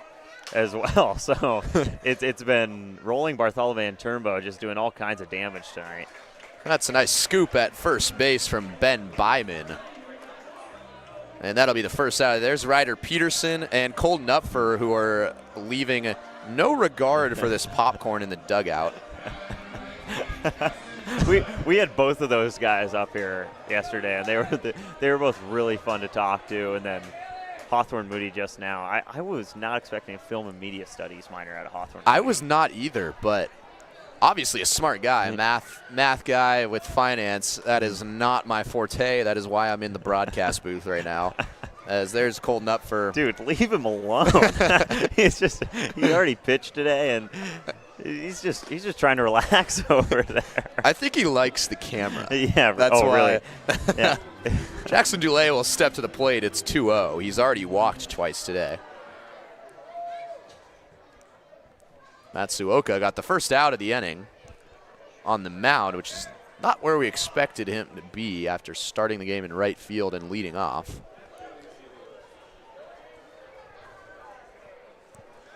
3-0 now to Dulay. This will be the third walk, and it is not. It just hits the corner for strike one. I mean, that's probably ball 4 in a close game, and you're gonna get a bigger zone once you're in a 14-0 ball game in the bottom of the 8th inning. That's no doubt outside for ball 4, so Jackson Dulay will be on for the third time via the walk. That'll bring up Peyton Barsotti, the St. Mary's product, who will come up. You want to know a movie that you should watch and everyone at home should watch? There is a Spanish movie. Oh, look who's warming Noah up. Kung is in the bullpen. That is not something I thought I would say. But there is a Spanish movie called The Invisible Guest that I saw in film class in middle school. Okay. As Jackson Dulay is going to take second base. Dude, I loved when my middle school offered me a film class. It was. What middle school did you go to? I went to Powell Middle School in Littleton, Colorado. Actually, that's false. I did have a film class in middle school, but I saw this movie in high school. Okay. So at Arapahoe High School in Colorado. As Barsotti swings, that'll be a 1-1 count. But The Invisible Guest is the name of it. It's a Spanish film. It's from 2016. It's like a thriller mystery, like murder mystery kind of thing. Okay. It is fantastic. Okay. And I highly recommend that you watch it. Yeah. I'll have a recommendation here as well. I got this one from my brother, who is very tapped into these kinds of things. But if you're looking for like mindless fun, whenever you want, there's this movie called Hundreds of Beavers. Hundreds of Beavers. Hundreds of Beavers, and it's like kind of like this cartoonish thing, and it's about like this guy in the tundra, and he's getting chased around by, funnily enough, hundreds of beavers, and it's just pure fun the whole way through. So that's what I'd recommend. It's not gonna it didn't win any Oscars, right? But right. It's just a good time. Okay. Yeah. Okay. Which is kind of what I'm looking for out of a movie when I watch. So Mega Turnbow is going to come up. He's reached all 4 times. He has 3 singles and a walk. Looking to build on that. I must say I have to look this up now. Yeah. Hundreds of Beavers. Sounds like a classic. That's low to Turnbow. Colton Upfer is getting choked out by popcorn now. Don't know what's going on. It is 14-0 here at the Friar in the bottom of the 8th. Turnbow, that's on the corner. So Hundreds of Beavers. It is a animated movie. Not really. I mean, not really. Okay. It's live action, but they have it was made on a mega budget. Okay. But it's really good. That's kind of what makes it fun. It's like a bunch of puppets. Is he watching the broadcast? He is watching the broadcast, so he knows exactly. Look at that. To all of you watching, we appreciate it. Colton up for a shout out. Go Zags, by the way. That is ball 4 now to Turnbow, who has reached all 5 times he has been on up to the plate. Yeah, I mean, when you take into account Rolling's day, Bartholomew's day, and Turnbow's day, that is some of the best numbers you're ever going to get out of 3 guys in the lineup. Man, that is impressive from those 3 today. That'll bring up Isaac Watson, who we just saw on the mound throw 2 fantastic innings in relief. So I just looked up hundreds of Beavers. Yeah. It has a 97% on Rotten Dude, Tomatoes. I'm telling you, it's good. That is not something I expected. Yeah, no, it's good. So that's strike one. I'm a little stunned. Yeah. I've never heard of this movie. Nupfer, I guess popcorn is the best elbow relief, and he is, oh boy. We pray for the chair's safety. As Watson fouls it over, that's near Nupfer.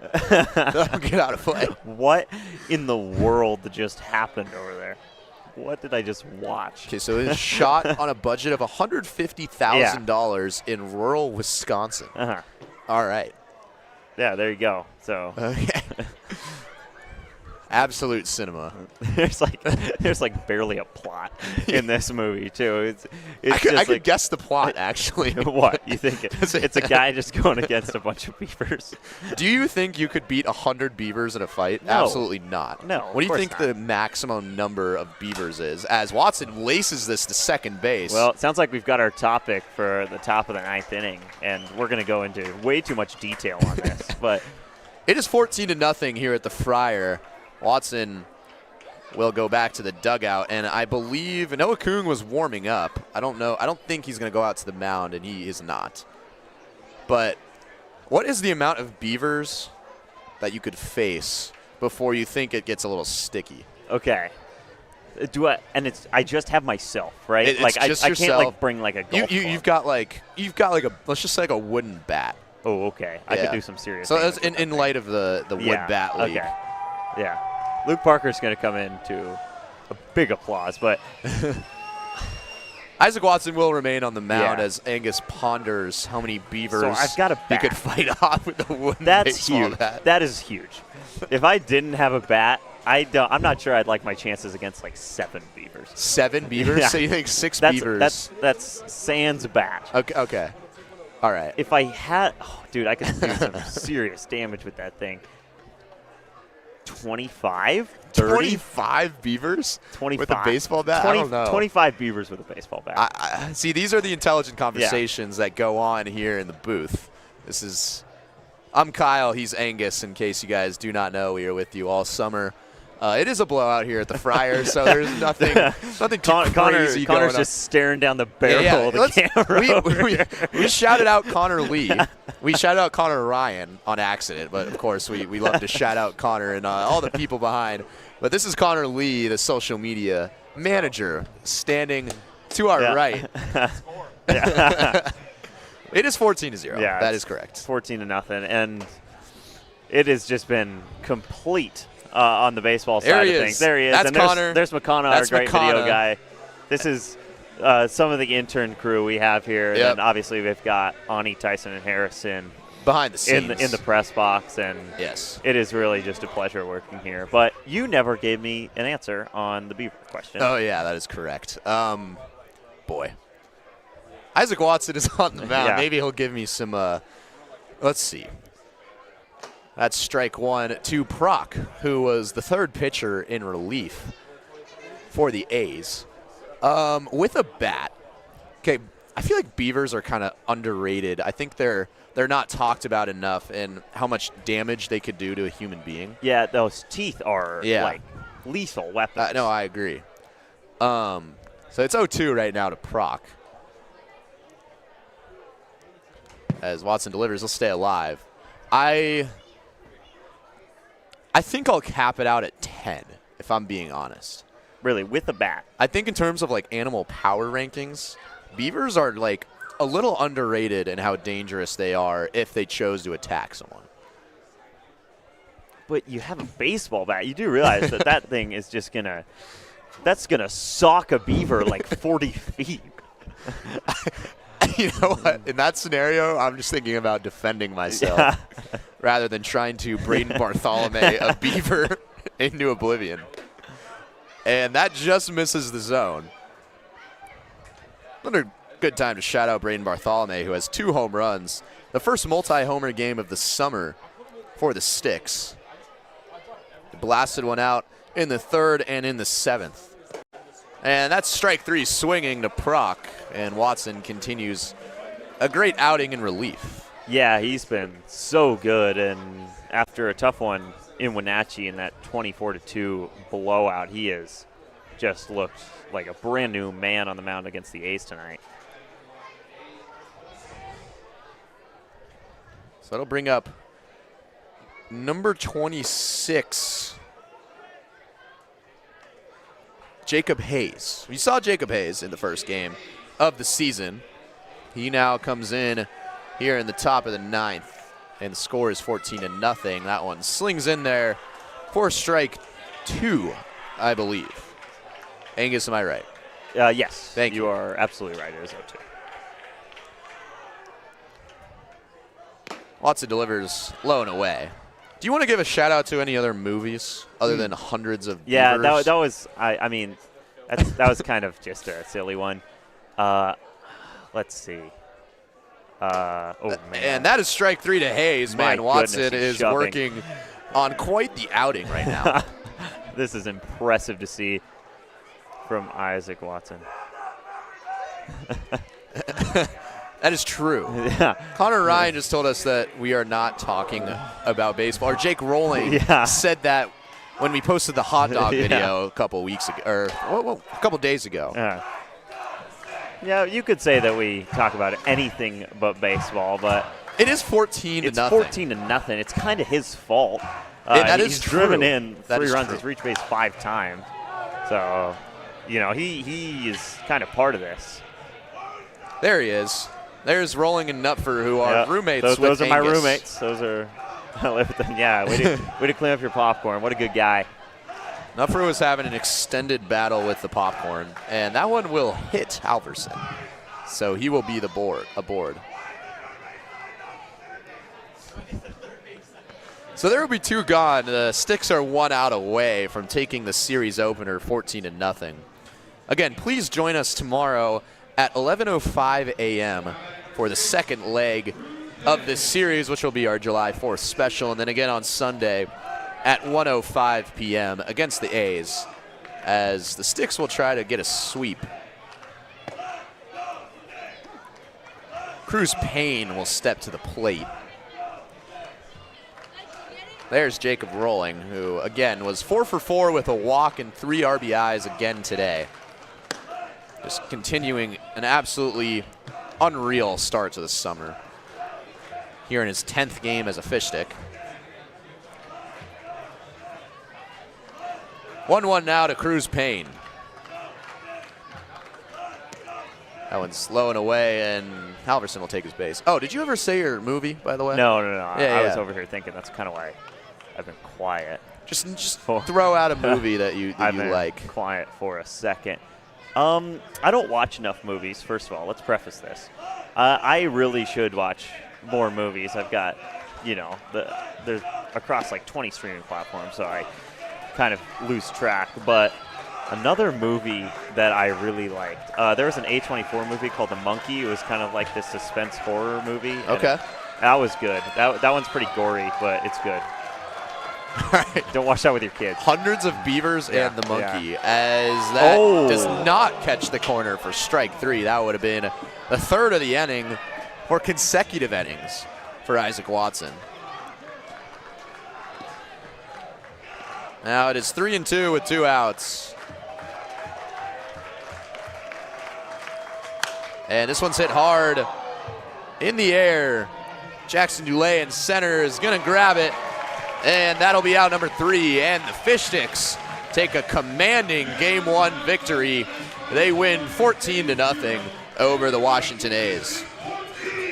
That was domination in every facet of the game. And that is the perfect way to start the holiday weekend. That game was really never in doubt as we get a goose flyover after the win. And that is probably the best we've seen this team play all year. They've now won 2 in a row, but we talked about it a little bit at the end of that broadcast. Who is your stick of the game? Oh, my goodness. This is going to be so tough. Can we give it to Can we give it to two guys? We can make an exception like the one right here. Okay, we're going to give it to two guys today. Beckett Turnbow also came very close to this race. I think on any other day this season he probably wins it. But it's going to be Jake Rolling and Braden Bartholomew, both taking home stick of the game honors today. Rolling went 4 for 4, drove in 3 runs, also had a double back in the first inning. And then Braden Bartholomew goes 2 for 4. Both of those hits leave the yard. He brings in 6 runs. Just an insane day at the plate for this lineup, and Bartholomew and Rolling led the charge. So the celebrations will commence. Braden Bartholomew also had a sac fly along with his homers. That's how he got to 6 RBIs, a 2-run shot in the 3rd and a 3-run shot in the 7th. And talk about breaking a slump in Braden Bartholomew. Yeah, he was great, and he loves that left field porch, man. There's been 4 homers off the bat of Bartholomew to that same exact part of the park, and there's one of them right there. That one was hit on a line. So just a great day to be a Fish Sticks fan. 14-0. And this game was all Fish Sticks from the start since the first inning. 1 in the second, 3 in the third, 4 in the fourth, 1 in the fifth, and then 4 in the 7th. As we take a look at our we have an upcoming schedule coming up. Tomorrow again, 11:05, our July 4th special, annual July 4th game. That'll be the earliest game of the summer. And then the next day at 1:05 p.m. against the very same A's. So they will look to get a 4-0 series sweep of the A's, going all the way back to the start of the season, in the season opener, which was just about a month ago. And Angus, looking ahead just quickly towards tomorrow, what do the Sticks need to do to keep things rolling? Exactly what they did tonight. I mean, obviously it's kind of a tough ask of saying, oh, you got to win every game 14-0, because that's not realistic. But they need to do exactly what they did tonight. They only had to use 3 pitchers, and all 3 pitchers worked really efficiently. And then they weren't too trigger happy at the plate. We've seen this team kind of just go after any and every pitch at the plate sometimes, and sometimes it costs them. And in the first 2 innings, it kind of looked like they were going to do that with how Sean Evans was throwing. But they were waiting for their pitch today, and it turned into a huge number on the scoreboard, 14 runs for the Fish Sticks tonight. Again, we're shouting out Beckett Turnbow. He was also 3 for 3 with 2 walks, kind of a breakout game for this team. But a 14-0 victory for the Fish Sticks. Game 2 tomorrow will be at 11:05 a.m. right here on the Fish Sticks Network. But for Connor Ryan and the rest of the great crew behind the scenes, and for Angus Trengmo, I am Kyle Sweeney saying so long here from the Friar. We'll see you tomorrow.